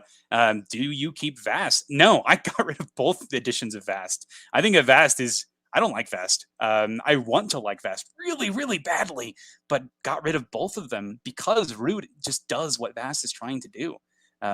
What is Vast on its own, though? Vast on its own is an ace. I had both Vasts. But you Vast in your ratings, right? Vast is like a 5 in my ratings, or a 4, something like that. Wow. Yeah, it's not very good. So sorry if you like this, Scylla, but Vast for me was a mess. The asymmetry was convoluted, and that really was hindered. You could see it in the gameplay. The game took so much time to do so little, and I thought that was extremely frustrating, where Root says, hey, we have done all of these things that are uniform between the different characters, and we've added tweaks to the characters on how they use them in their own specific ways. You earn points by doing this, but it's still part of that larger game. There's those uniting factors in Root that I think are just so critical, and that's what Vast is missing for me. It has everyone doing their own thing, where it's literally 6 different games at the same time, but with so little payoff because of how everything is intertwined. So I think Root is a 9. I think Root does 8. What's up? That's why I put it as an 8, because you do have the asymmetry, you do have this learning curve that people are able to come in, and it does have this kind of like scale to, like, if you're a new person, the cat might be great for you type thing, but it does have this like teachable ability. But there's this interaction with asymmetry. The perfect game for interaction makes you want to continue playing, and you understand what other people, and you understand when you play those initial games of Root, there's a point where you're like, I honestly don't know what you're doing, and it's fine. It's actually better that I don't know what your guy does, and I know what I'm doing, and I know that we kind of interact just a little bit because we're kind of vying for some of the same space. But I honestly don't understand what your person is doing. And to That's me, so interesting. Having this little piece of like unknown, it makes it like as the player or as the new player who might be playing with other people, you feel like you're at a disadvantage. Interesting. Okay, so I think that is. I don't think that's necessarily true, because I think in Root, the uniting factors let you understand what other people are trying to do. You know that they're trying to take out buildings because those are worth points. You know that they could potentially get domination cards by controlling areas, so that is a thing that you're aware of. And you also know how they're getting victory points, because it's pretty straightforward. With one of the groups, they're trying to put the green tokens out. With one of the groups, they're building buildings. One of the groups, they need their roosts out. There's usually one other channel of point scoring victory points. And the last scoring is obviously the cards. Everybody crafts in specific ways, but I think that it's a lot easier to grasp than you are leading it to be. But I do think that the the mechanics that are leading to those point scorings are definitely going to be harder to understand on maybe like what results in that. But I think that it's presented well enough to where you can parse out that information. What do you think? I think you get to that during the game, and you like, especially thinking about just like the cats versus Yeah, the like the eagles, birds. Yeah. yeah. You get to a point where you're like, oh, I could cut you off. Like I know you have to do something as the birds. I know you have to like you're forced into doing these things, and I could mess you up by taking it out or not having someone to conquer in this certain region type thing. And you don't know that up front. Honestly, you don't. I don't think you know that as the cat up front until later on, until you realize you figured out yourself. Now you're kind of figuring out the other person as you're playing along. Had you known that up front, you may have been more tactical, and so you feel like you're at this disadvantage. And that's how I see it. Okay. I don't see it like coming in. To me, that's not a hindrance.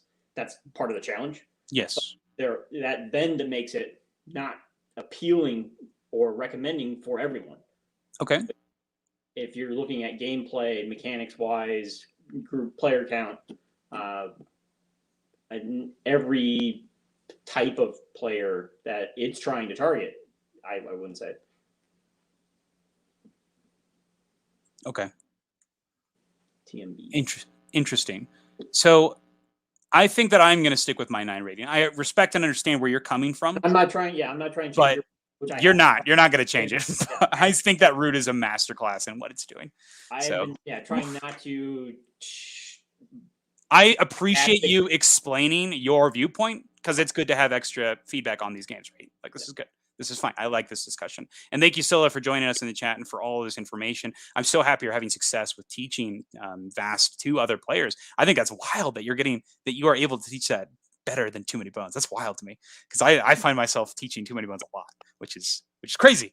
And oh man, so I'm glad that you're still enjoying Vast. But I think you're right here. I do think that Vast is the Root is the Vast killer. And then thank you for joining us today, RV Leshrag. We're about to jump into Thunderworks Games role player here right now.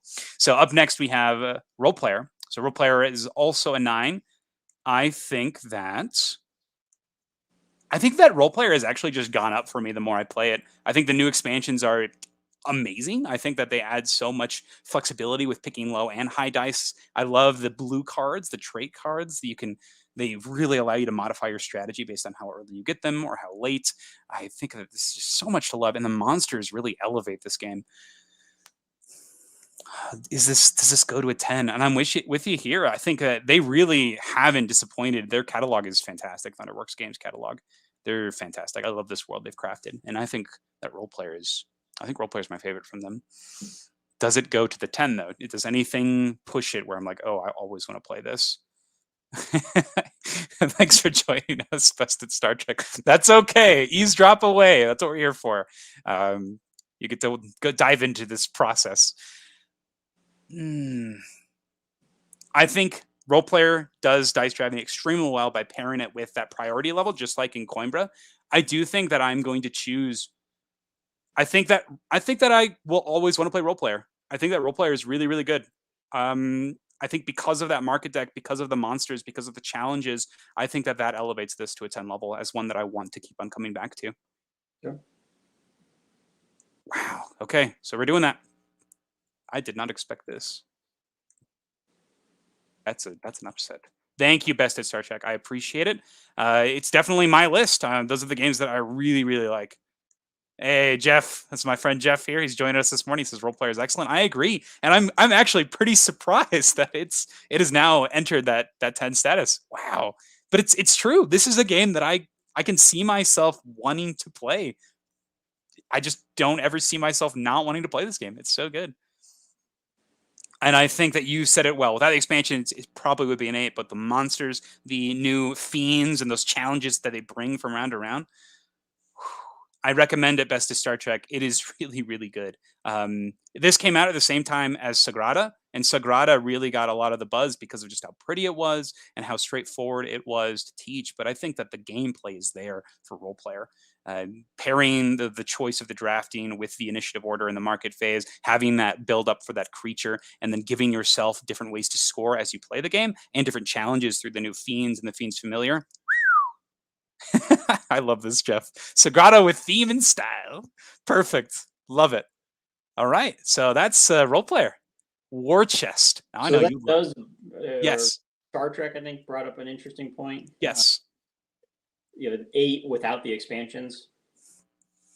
There, as part of your criteria, there's Yes. not anything about That's true. We haven't discussed, are we counting expansions with this? and I think you should, because that's part of the game. I do. And I think you have been. Yeah.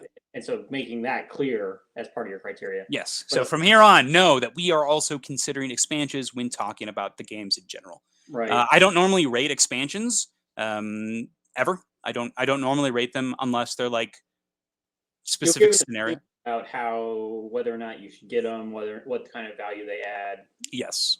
And I think that when reviewing, you need to definitely be explicit. Like, make sure you get this expansion. It's like, I think Role Player, get at least one of the expansions. You need the monster. I think the monster is critical, and I think the Fiends in the new expansion are really, really good.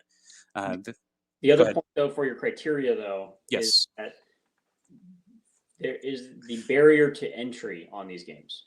Correct. There- Does that expansion make it too hard to get into? Not only that, but a game like Kingdom Death Monster, that is a expensive game. Yes. If you're going to get Yes, into it that, is.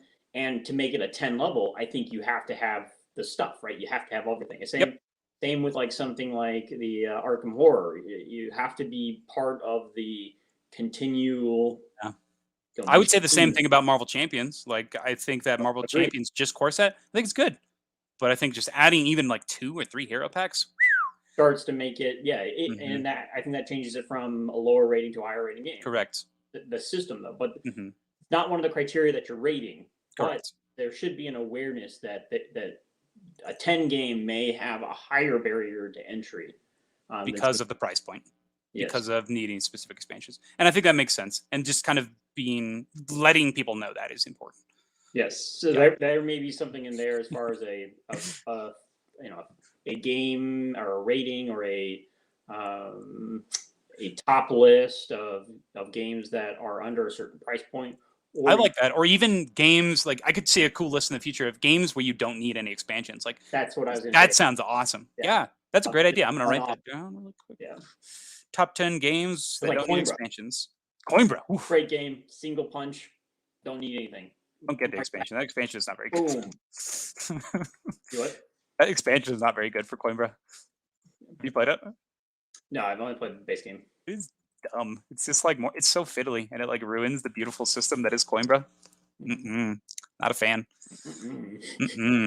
Okay, up next, War Chest. I know you love this game, and I think this game is real good. I think that it does. I think that it does it the highest for what it's doing. I think that it does the tactical back building. I love the pushing your luck and trying to press against what the opponents are doing. I think that it does the customizable loadouts at the beginning. I love the options of building the bags and deploying units. This is a good game. This is a real good game. I see myself playing. It is going to be a 9. I think it does everything it's doing at that best level, but it's push you over. I get it. It does not push me over, but still 9. Ooh, amazing game. Yeah. Yeah. Excellent game. Always want to play it verbatim. Yeah. For me, it just won't change. I don't feel like I need anything regardless of expansions that come out. Yeah. For me, it just doesn't. I don't see it changing. So this is a 10 for you? It's a 10 for me. Yeah. Not here. I see myself playing. Super. See, I'm going back to that, right? Where I see myself playing other games over this. But this game is amazing. Like, it really is. And I think you said it well. Like, you don't need anything else for this, really. Like, the expansions, they're nice, but you don't need them. I think this might be a 10. Because I know you're not trying to push me over, but adding, when I have a thing to add kind of thing, or when it's asked for, but I think this is really that good, though. I think you said it well. I don't expect this to change, but I'm looking at it the perspective of, like I was looking at Glory to Rome and Race for the Galaxy earlier, where I'm always going to pick probably Glory to Rome over Race for the Galaxy, and I'm probably always going to pick Super Fantasy Brawl over this one. Is that going to prevent this from being a 10? Because War Chest does everything it does excellently. And that's where you've got to have some sort of consistency. This is my What pushes you into a 10? This is my favorite of this, but I don't play it as often as I like because it's 2-player. And I usually pick those other games over it. That's what it's trying to do. It does 2-player. It also does 3-player, but it does, yeah. Or a 4-player, right? Yeah, but do you really want to play this 4-player? So does Super Fantasy Brawl, but do you really want to play a 4-player? I might come back to this later. I'm going to leave it at a 9 for right now. I still think it's absolutely incredible. Like you said, 9 and 10 difference. Pretty marginal. Still an incredible game. Yeah, they should literally be the exact same. That means that they're at their peak levels. Correct. They are a masterclass of what they're doing. War Chest is so good. Best of Star Trek. If you play 2-player games, this made both of our top 10 2-player game lists. This was your number 1, yeah? I think so. Yeah. I think so too. So good. Yes. Cheap games you buy to find out if you like this kind of game. I love it. That's a great idea. All right, up next we have Cockroach Poker Royal.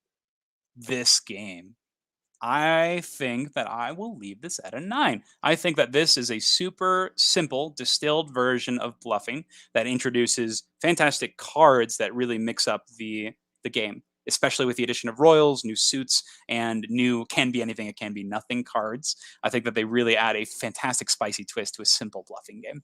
So I think this is a 9. I do. I think it's amazing. I might push this to a 10. That's wild because I see myself just always pulling this out. I consistently play Cockroach Poker. Okay. That's wild. Cockroach Poker's a 10. Oh my gosh. I'm not surprised that some of these smaller games are becoming 10s. Some of these games you haven't thought of as being 10s. Yeah. Wow. But I knew Biblios and For Sale were going to be 10s. Like those, so good. Yeah. But this, it makes sense though, right? Like this, it does that so well, and it does it the best. I think that this game is so good. Oh man. Okay, we have a great question here from RV Leshrak. So, are you considering setup and teardown time in these ratings, or just gameplay theme, etc. elements? I think that so maybe setup, go ahead. It's a good time to reiterate your criterias. Okay.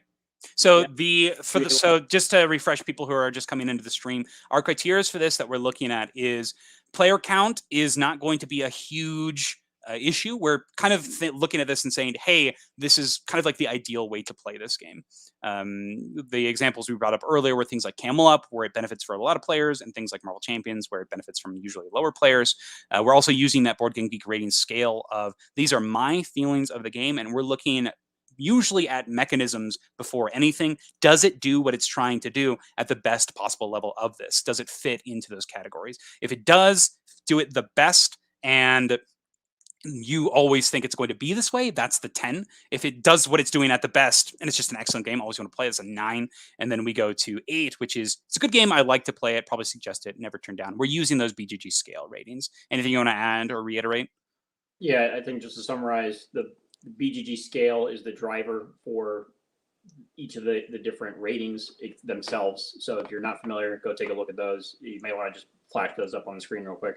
Yeah. But then also the things that biggest point that you're harping is that each of these games are independently being reviewed, and the intent is that they are trying to do something. They've set out to do something, and are they doing them at the BGG rating level that you're choosing?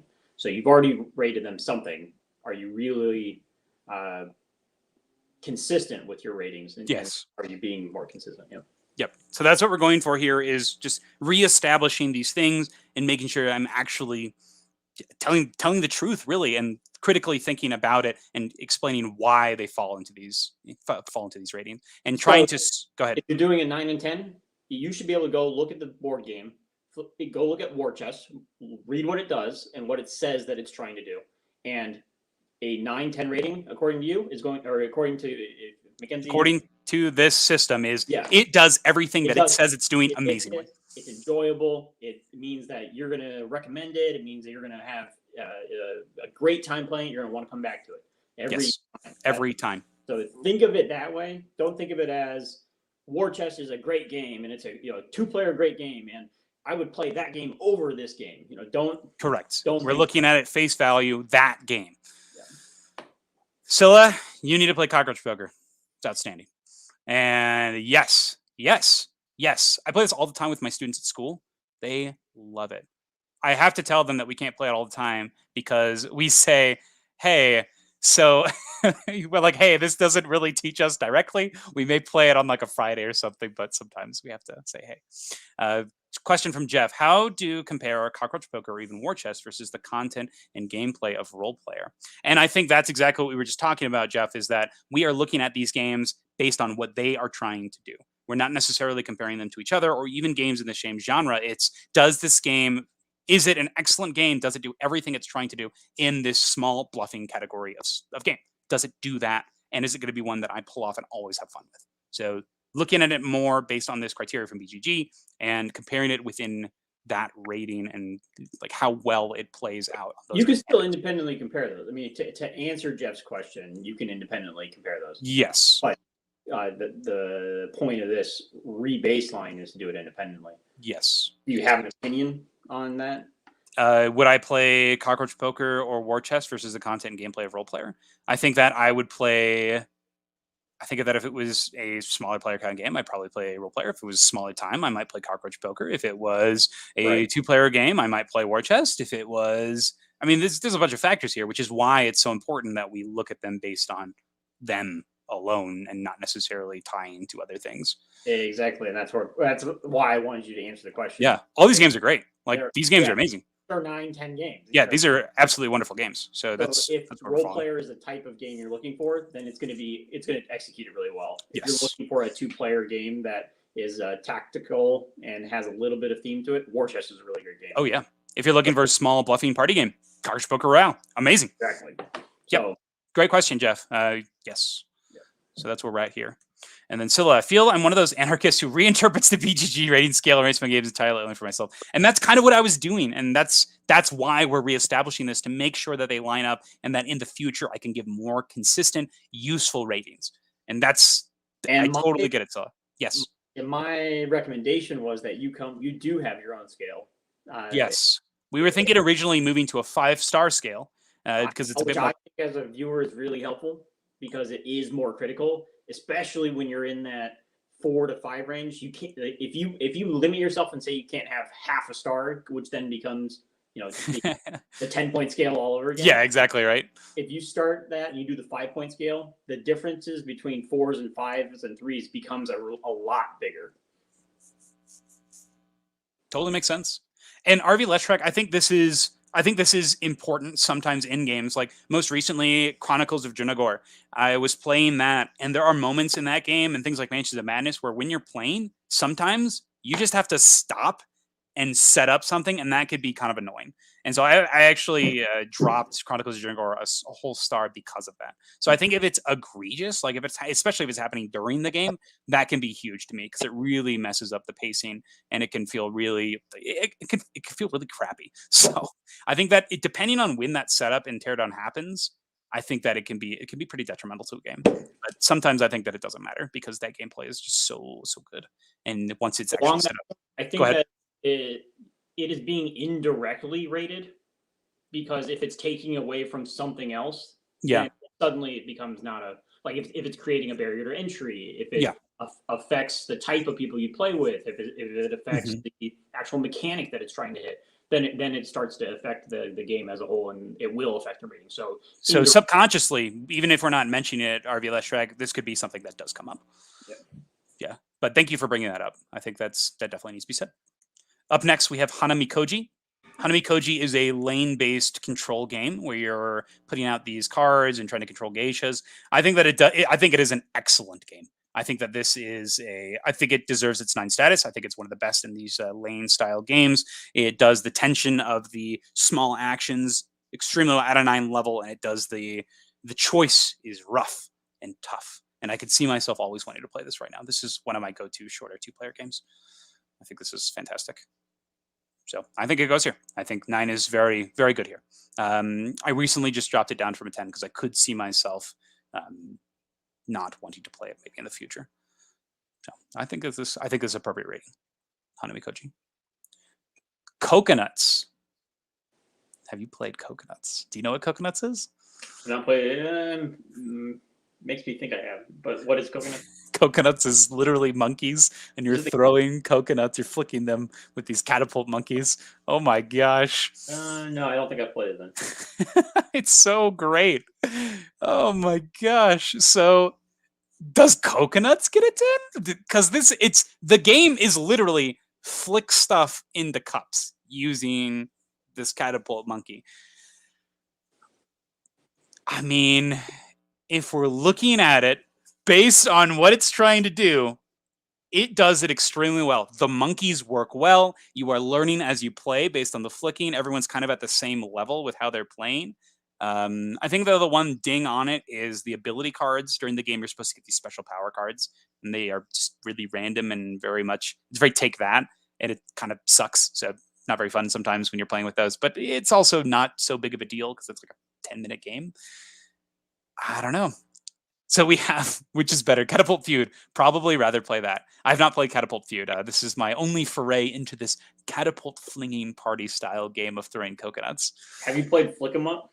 I have played Flick 'em Up. I think that game's really fun. Okay. That game's really cool. Oh my gosh, I don't remember what it's called. My friend Dan just got this board game that is a cooperative flicking game where you play as soldiers and you're going around doing like tactical missions, and everything is represented into a flicking game.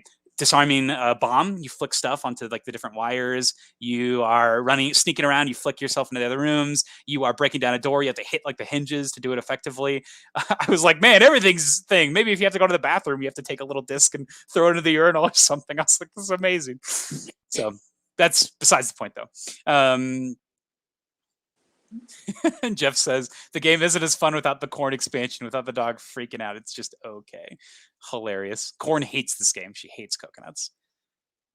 I think Coconuts is pretty excellent. I think it does the catapult flicking fantastically. It's another stripped down game where it's basically just that, but I think it does it well. I don't think it's going to push into the 10. I can see myself not wanting to play it in the future, but it does. I think it is pretty amazing. There's a reason it's a 9 here.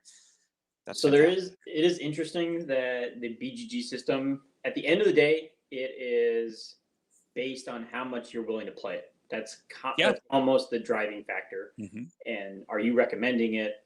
If you are recommending it, are you always recommending it? Is it always the go-to? So it's almost like the scale itself is just how much are you willing to play it? Yeah. And that's wild. There's these factors that are making you want to play it and things. But at the end of the day, if you simplified the scale, it's how much do you want to play this game? I think that Coconuts is going to stay a 9. I do think so. This is one that I buy people. I buy kids this game because this is one that I bought our nephews a copy of this game. It's great. Coconuts are fantastic. Excellent. Let's keep on going. So now we go to Brass Lancashire. Now, Brass Lancashire has the same things that Brass Birmingham has, except it has 2 big changes. The first thing is the variable setup is non-existent. The markets are stagnant where they are. The board is set. And then the other big thing is that there's a bit of a randomization in selling into the outer markets. And I think those are the dings on this game that take it from that 10 to the 9. But I still think that the system itself is fantastic, which is why I think it's a 9. So I think it's going to stay here. It still does pretty much everything well in those categories. But I think that those 2 things bring it down from that 10 to the 9. But the system itself it's the same system, so it's still fantastic. I really like it. Fantasy Realms is also going to be a 9. Is there anything that pushes it to 10? This is a really good game. So this is a hand management game. It does the hand management amazingly, and it does that system is so streamlined, so well done. You add a card, discard a card. That is amazing at what it does. I think the broken combos you can do in this game might push it to that 10. We know that now. What's up? I mean, you giving it a 9. We know that. Yeah, of course. Is this one that I see myself never not wanting to play? What pushes it? Oh, why do you do this? Uh, um, if something pushed it over, it would be the shoot the moon cards, because I think that's so fantastic.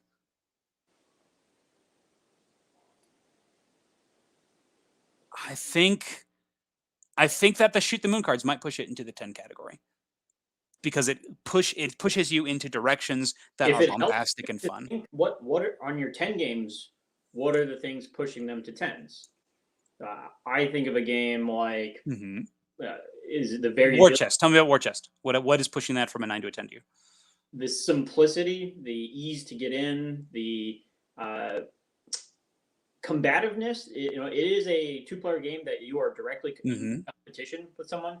Yeah. That still one where you, at the end of the day, when you're done, there was no sneaking in, or you didn't have to backstab someone for it.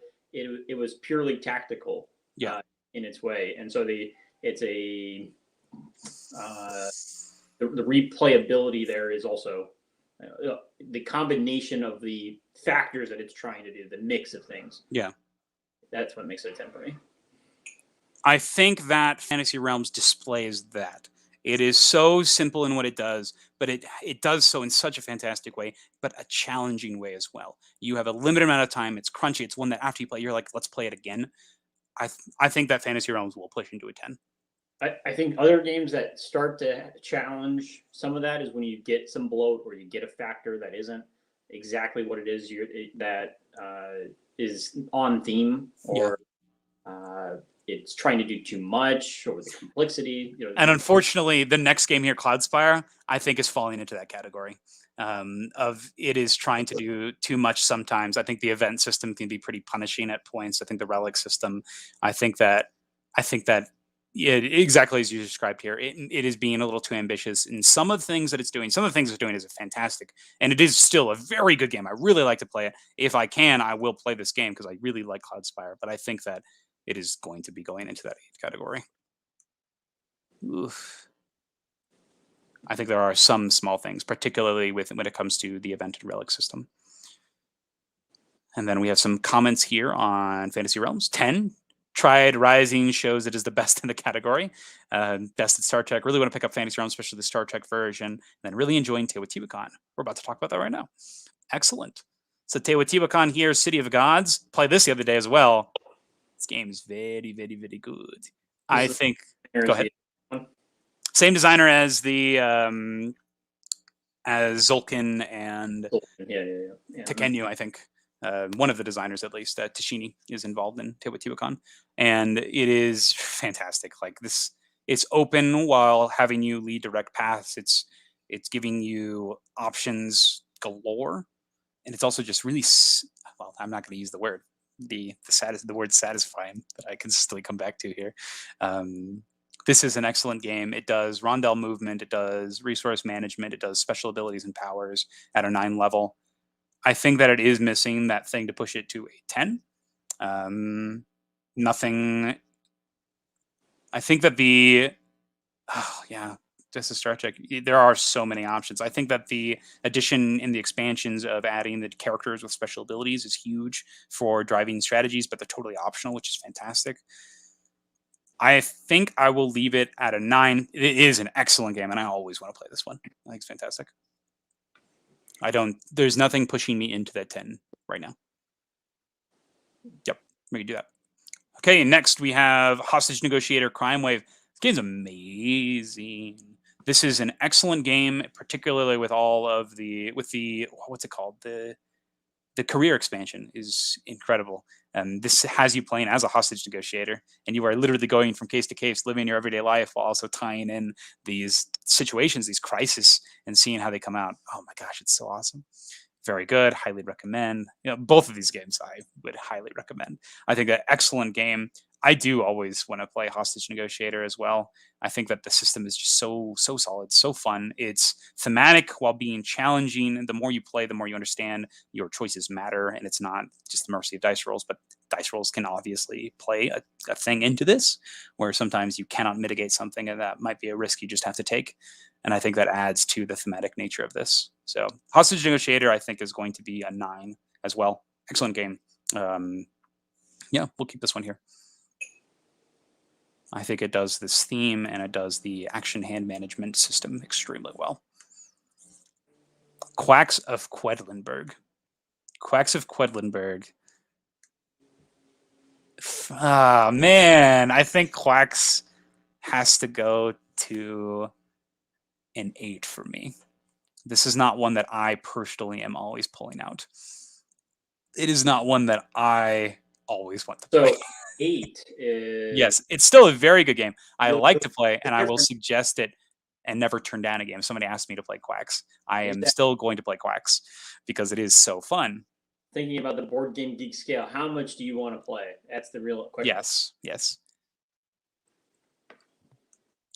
Potato Deuce. That's not Potato Deuce. This is Patate Dose. I think that this is a great way to say it. I think this is a fantastic, welcoming game, a great family game. Women love Quacks.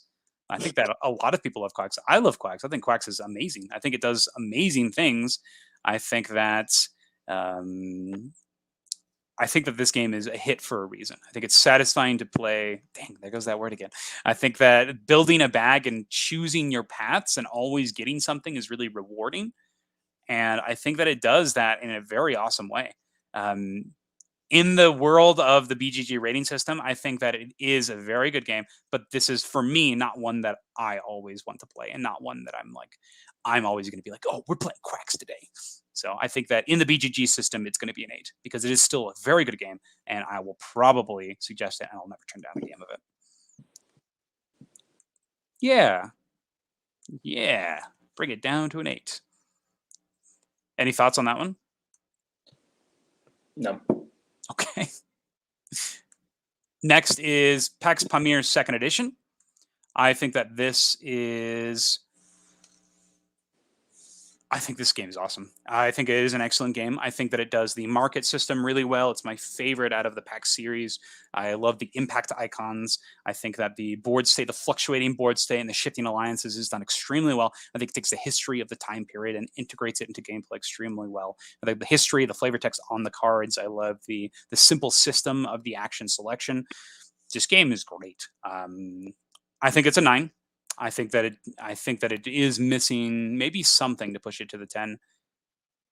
I'm trying to think what would push it to the 10 because this game is fantastic. I think PAX Pamir 2nd Edition is really, really good.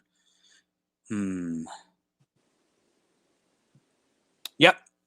Thank you for the explanation, Sweet Potato. Thank you. Is it okay if I just say Sweet Potato? So yeah, I think PAX Pamir 2nd Edition is going to stay in a 9. I think this is appropriate. You would put it as a 10, yes? I don't see it changing. Yeah, right now there's nothing that would drop it from a 10. What is the thing that's pushing it over for you? The enjoyment. I mean, just the level of enjoyment. If purely the BGG scale. Okay. Yeah. You never see it changing. Like, yeah, it does everything it's trying to do really well. Okay. I see not wanting to play it. So that's fair. Yep. That's fair. Okay. Still waiting for my copy to be delivered. You have to do split shipping. You have to. All right. Architects of the West Kingdom. All right. This is going to drop to an 8 to me. I think that it does worker placement really well and really fun. I think that the card system is my favorite in all of the West Kingdom games. I love how you're building up all of these different cards and playing them out, and that's kind of what your strategy is towards. Sometimes you can be guided into specific paths based on your character, so sometimes your choice isn't really there, unfortunately. And I think that's kind of what dings it down a little bit to me. Sometimes you play too much into a specific strategy that you feel kind of boxed in your choices and decisions. But you could definitely play without that, so that becomes a non-issue if you find that being an issue. But I do think it's a very good game. I think that it's one that I really like to play, and I will suggest it, especially if we're looking for a game in this West Kingdom series. I think it's the best in that West Kingdom series. I think that the art is fantastic, and it's a game that's really satisfying to play. I love the worker accumulation of getting all sorts of stuff. Fantastic. Fantastic. Awesome. I hope they have a blast with that. I think it's amazing. This is a great game. 8 is still really good. Very good game. I like to play. and I probably will suggest it. I'll never turn it down the game. Never turn down a game of this. Really like Architects of the West Kingdom. Up next is Nemesis. So Nemesis is, I think this is a 9. There are some grievances that can happen with the game, particularly with some of the random events may push you into player elimination, but even that is mitigated with the Nemesis player. If someone dies, they can become the bad guy, which I think is really cool. And it plays really, really well. I think that the thematics are on point. I think that the gameplay is simple and straightforward, easy to get into. I think that the theme leads to everything else making sense, which I think is really well done. I love the objective system. The item system is really well done. I just feel that this is a fantastic experience. I still think that it's missing that thing to push you to a 10, but absolutely love this one. I think that this makes sense. Slow death part kind of sucks. Wish there was more healing options. I think that makes sense. I think the addition of the medic, Best at Star Trek, is a really, really positive thing for this game as a whole, because the medic just benefits so much from helping people. So it really allows you to lean into those more cooperative strategies that may show up, but means that having a traitor show up might be even that more impactful, which I think is awesome. So yes, love Nemesis. So I think I'm going to give Nemesis a 9. This is one that I do always want to play, and it's one that we literally have a tradition now. It's called Nemesismas, where we make sure that we play a game of Nemesis with a group of friends. It's fantastic. So this might be a 10 actually, because we literally have a day where we play it every year. Because might push it over. That's it, right? Like that's you set up, so you always do. We are always playing this game, and we always will be playing this game. Whoa. Yeah, that's it. That's the thing, right? Like it's so thematic, it's so well done, and it's such a clean system. Wow. Well done, Nemesis. Well done. Up next, Imperial Settlers, Empires of the North. I can see that, Scylla. It's definitely not everybody's bag of tea. I know Jeff, that was in the chat here earlier, does not like Nemesis at all. So it's definitely group dependent, and it's definitely you dependent. You can either like this experience or not, and that's totally fine. And that's why we all have games that are for us, right? So understandable. Next, we have Imperial Settlers, Empires of the North. This is a civilization small game full of combo building, which is just really easy to pick up, really easy to jump into and try different factions. I think that this is going to be I think this is an 8 for me. This is one that I don't necessarily gravitate towards bringing to other people. I would sometimes suggest it, especially with lower player counts. I won't turn down a game of it, but I think it's still a very, very good game. It's one I do like to play. Particularly, I love the different factions. I love the exploration of those factions and bringing in the different ships and whatnot into the system with us. I think is really fun. Yeah, I think this is a great game. This is one that I would definitely always want to play. I think this game's great. You like this game? What do you think? I'd say it gets better with the expansions. Oh yeah, absolutely. Some of those expansions, I really like the Rome expansion a lot. I love the foundations, and I love the what is it, the Romans. I think the Romans are just ridiculous with just the amount of stuff they build, and their empire becomes huge. I really like that. Yeah. Thank you for the feedback. Best at Star Trek. For Star Trek, yeah, Star Trek there. I don't know if you have the expansions, but that for me is what takes it from a 7 to an 8. If from a personal, on my list or whatever, but the variability and the replayability increases with that. You're kind of exploring, maybe relearning, and sometimes the longer you wait between games, you'll have to relearn some of that stuff, or you'll have to relearn what your opponent's playing. So that adds that variability with how much you're scheming against them. The kind of going back to that root discussion. Like sometimes you are playing catch up because how can I defeat them by beating them with their own mechanics, the asymmetry. But yeah.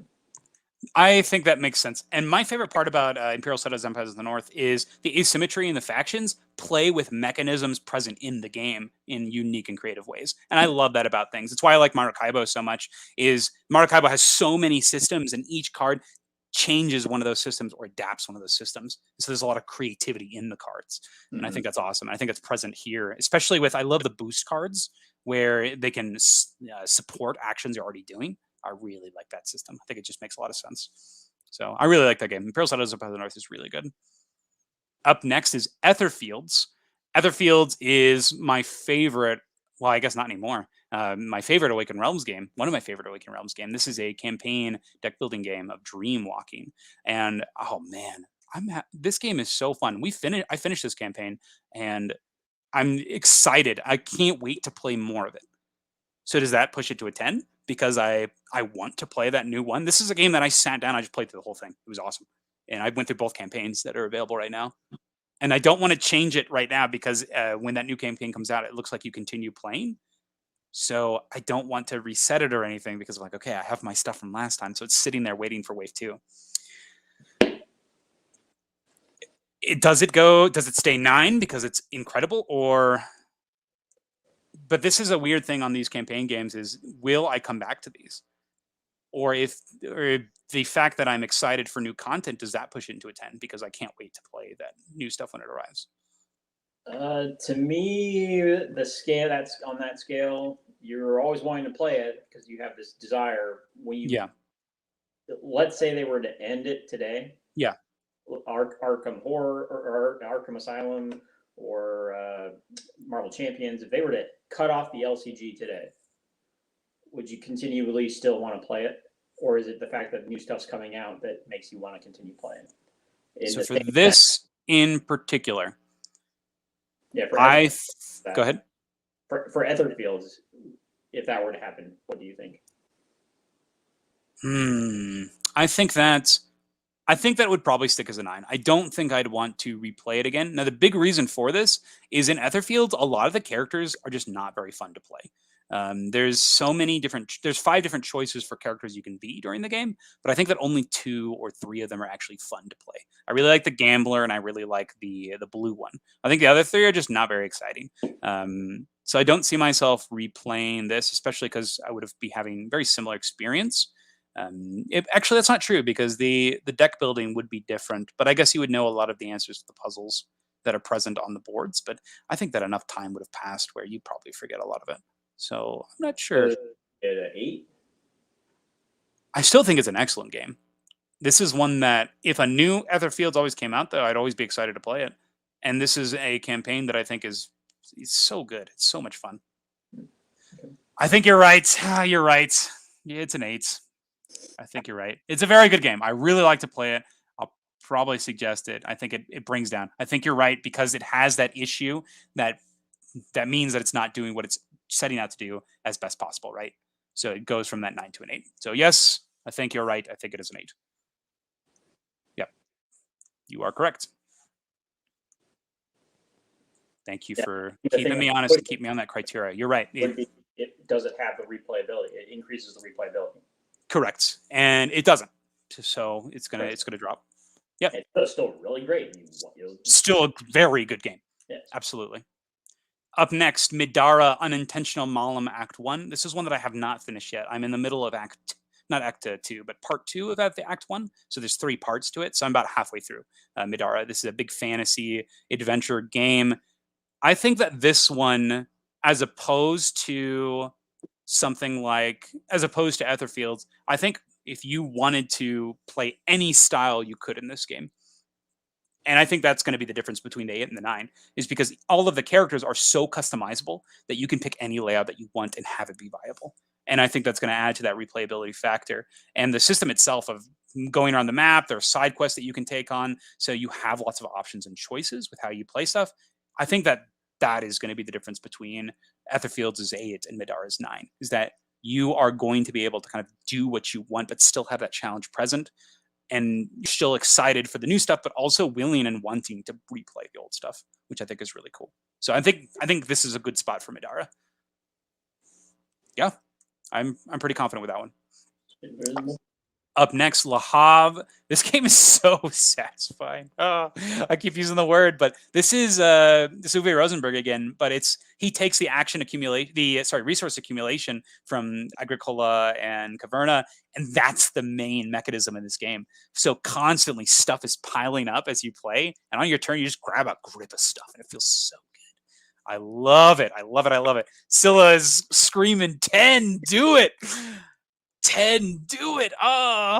Now I think that the thing that is pushing me away from the 10 on this is the fact that but no, we're looking at this in this vacuum. I was going to say the 4 and 5 are just not that enjoyable because you get way less actions in between feeding phases, but we're looking at it at prime player counts, right? Like this is what I want to play it at. What it's trying to do. Yeah, what it's trying to do is be a game with all good decisions. And this is one of the reasons I like things like Glory to Rome, where everything you do feels good. Le Havre feels good the whole time. Scylla, I think you might be right here. I love this. I will always play Le Havre with only one other person.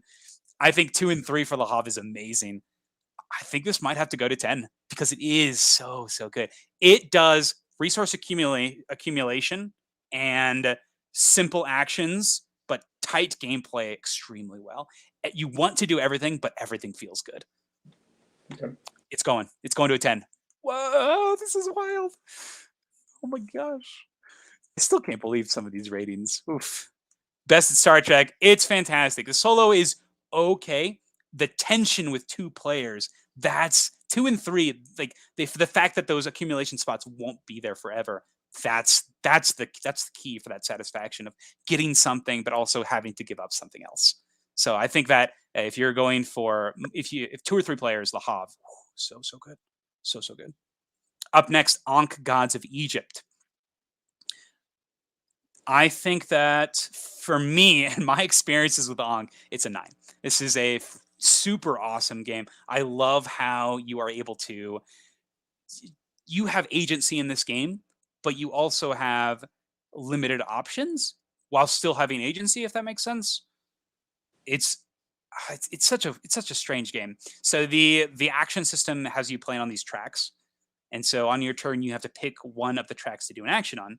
And then you pick something lower for your second action. But you don't have to. If you pick the lowest one, you'll just take one action because there's nothing lower. Mm-hmm. Also, if you are the last one to do an action on the track, you trigger an event. So there's always this tension of, do I try to maximize actions or do I get the event for some sort of additional bonus? The Guardian system is really cool because you are giving up your position on other spots in order to gain special abilities and powers, which I really like, how there's that trade-off once again. For me, I think this game is going to be 9. I think it sets out to do exactly what it wants to do. I think that it does it well. I think the combat is really well done. I think action system is unique and fun. I think that the god powers and how they integrate with the different abilities and upgrade trees is really well done. And I think it even foils into that combat. I have not had negative experiences that other people have had with this game, but I have been in games where other people have had negative experiences with this one. For me, I think this game's a 9, but I can easily see it being lower for others. There's a very controversial mechanic in the game, the merge. There's also player elimination in this game that can happen. The merge takes the 2 lowest players and combines their characters. Mm-hmm. However, when that happens, the second to lowest drops down to the lowest player. Whenever this happens, if those players were already losing, they were probably just going to lose anyway. Like that's like from my perspective, like you had like 5 points, you were probably going to lose anyway. Like no one cares. Like you're probably going to lose anyway. There's also if they do merge and they're high, that is like so challenging because they're already up there and now they have so much strong actions. Oh my goodness. Yeah, I have to on this, right? What's up? You did a review or as part of your yes games? Yep. Mm-hmm. This one and Assassin's Creed Brotherhood you mentioned in your 2021 games of the year, and kind of go over that as well. Sweet potatoes. I think that you are correct. I think that you're totally correct. That's my exact feelings on all these games. Oh my goodness. So I think I'm going to stick with this. I think that this is the game that I'm looking for. I think it's awesome. I think that it is missing a piece to push it into the always want to play it in the future. But I think that in between like the scenarios that you can play to mix and match things, I think the cool addition of the Pharaoh expansion is also there, and just the variety of gods. This is going to be one that I see myself playing a lot. Yeah, this is a fantastic game. I really like On Gods of Egypt. Mm-hmm. There's Assassin's Creed. Speak of the devil. Assassin's Creed Brotherhood of Venice. And so this one is excellent game. Always want to play it. Just nothing pushing it over. Maybe more time. Maybe more time. I think that it does everything extremely well. Like the stealth system is so good. I love it because it's like when you want stuff to hit the fan, you get to decide when that happens usually. And you're like, all right, let's go. And then everything kind of falls out after that. It's so cool. It's so fun. And the theme is on point. I played a little bit of the video game, and what is here is present. What is in that video game is present here. And I think it's really awesome. They really took care in bringing those mechanisms from the game into this board game experience. It is fantastic. I like this game a lot, but I don't think it's going to push me over yet to the 10 category. But it's a very enjoyable experience. We have an organizing video for this coming out tomorrow, so be on the lookout for that. Next, we have Project Elite. So I think you're getting really into reviewing each of these games right now. Sorry, I know. I need to away from the rebaselining. Okay. Because the rebaselining you should be just critically looking at is the score versus the game. Okay. Because Project Elite videos that do reviews, and you have. You're right. Project Elite 9, best at real time genre.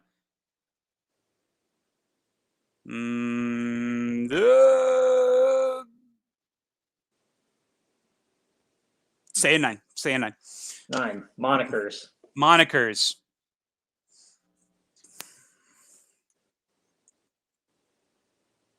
It's a 10. That's Tekenyu. Whoops. Monikers is a 10. A party game that guarantees laughs. Okay. Well, oh yeah, it's got to be. Oh man, Tekenyu.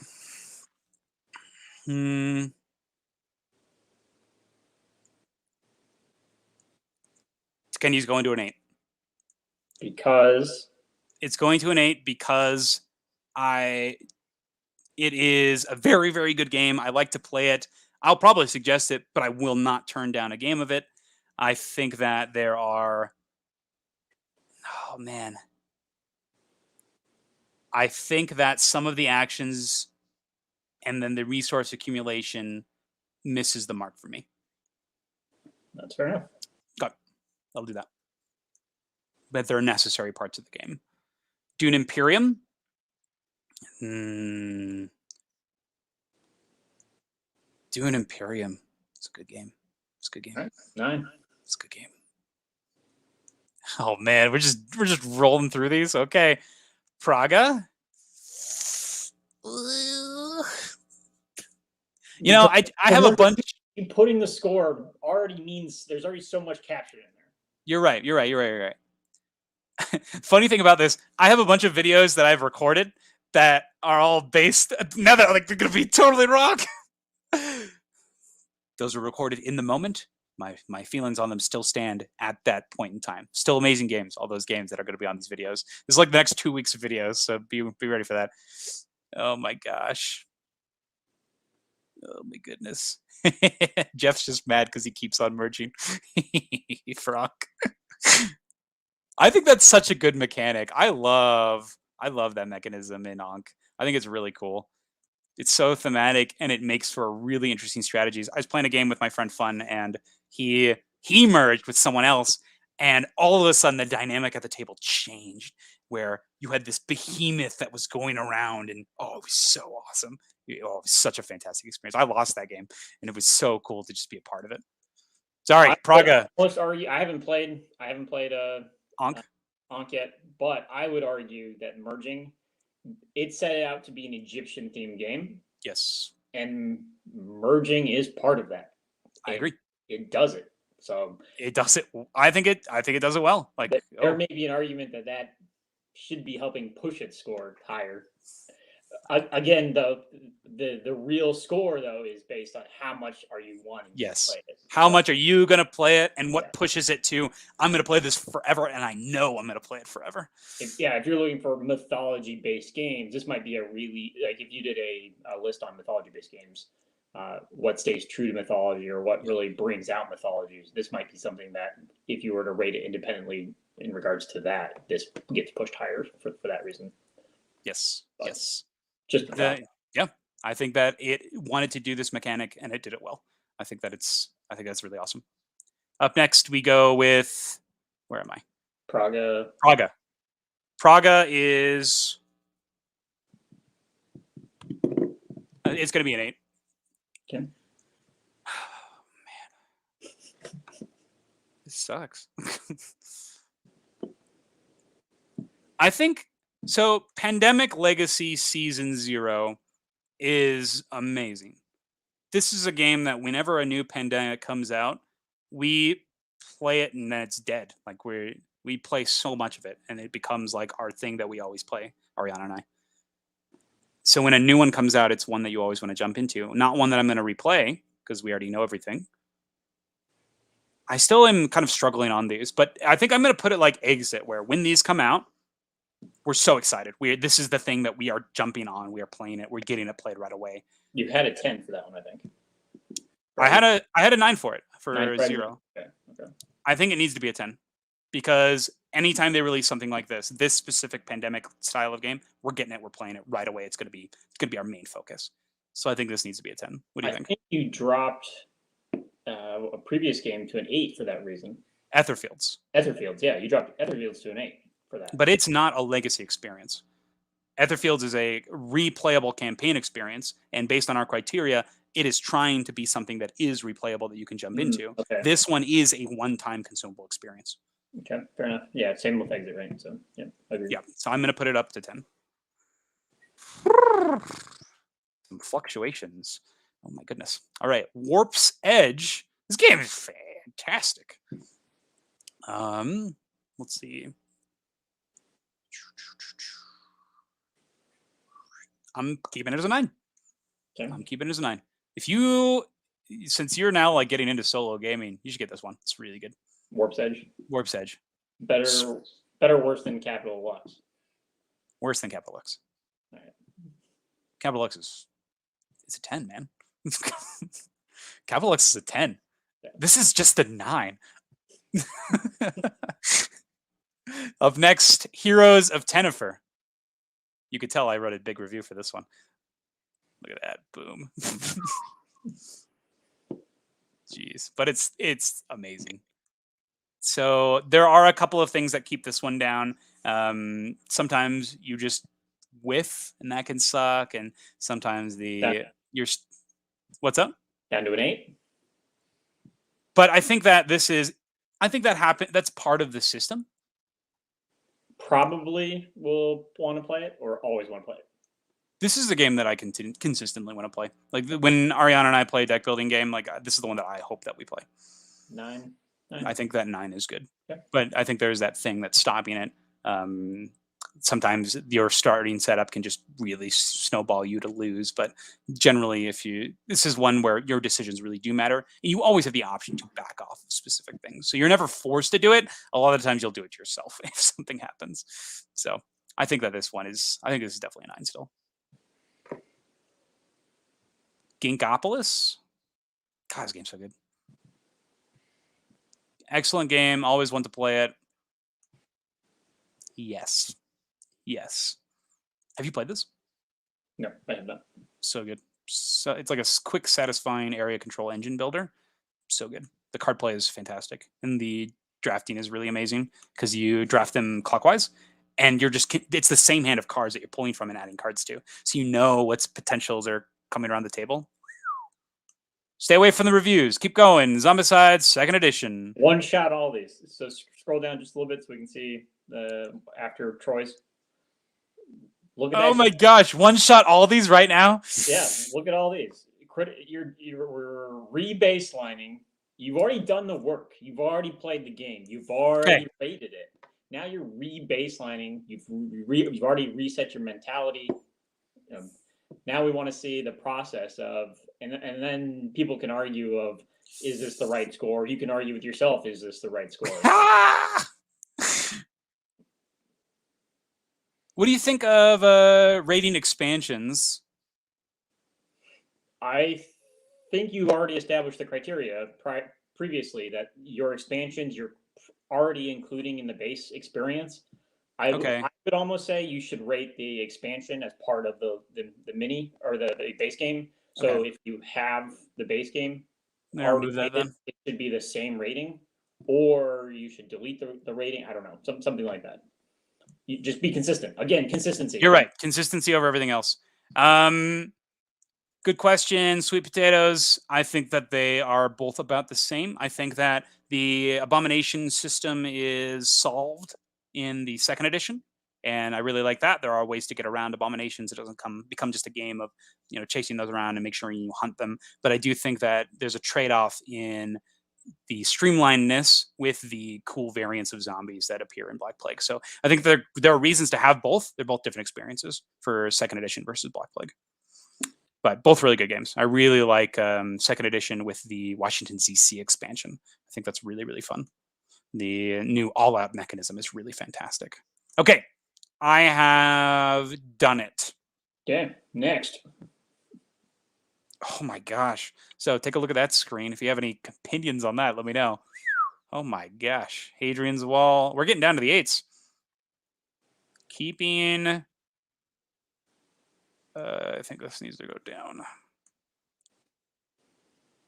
Okay. All right. So now we're at the 8s. I would say let's break it.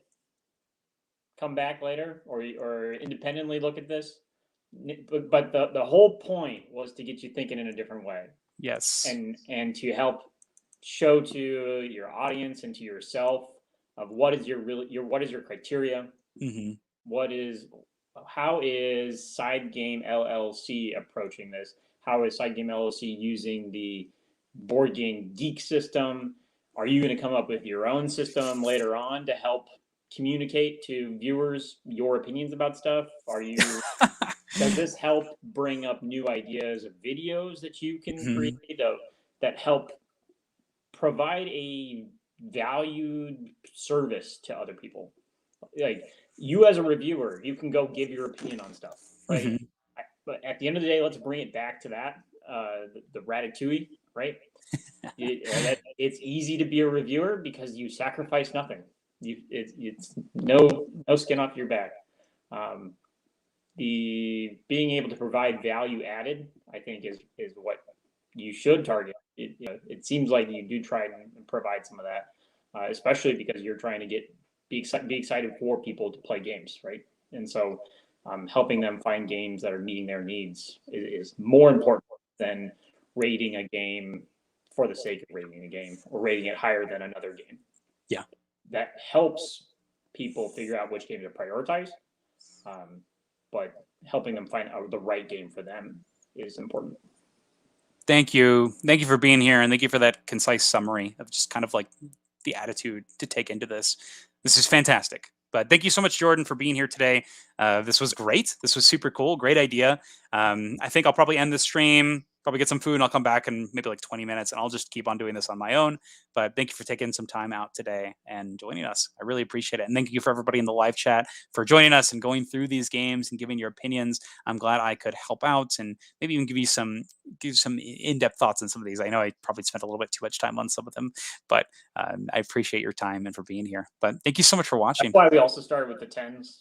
That makes sense. Enjoy all the things that you can have some fun with. Mm-hmm. And at the end of the day, 9s and 10s seems like it's a wash almost. So you're right, because they are all still in that category of just amazing games. Excellent games. So go check out his list, right? Go check out your list of things if you're looking for a game.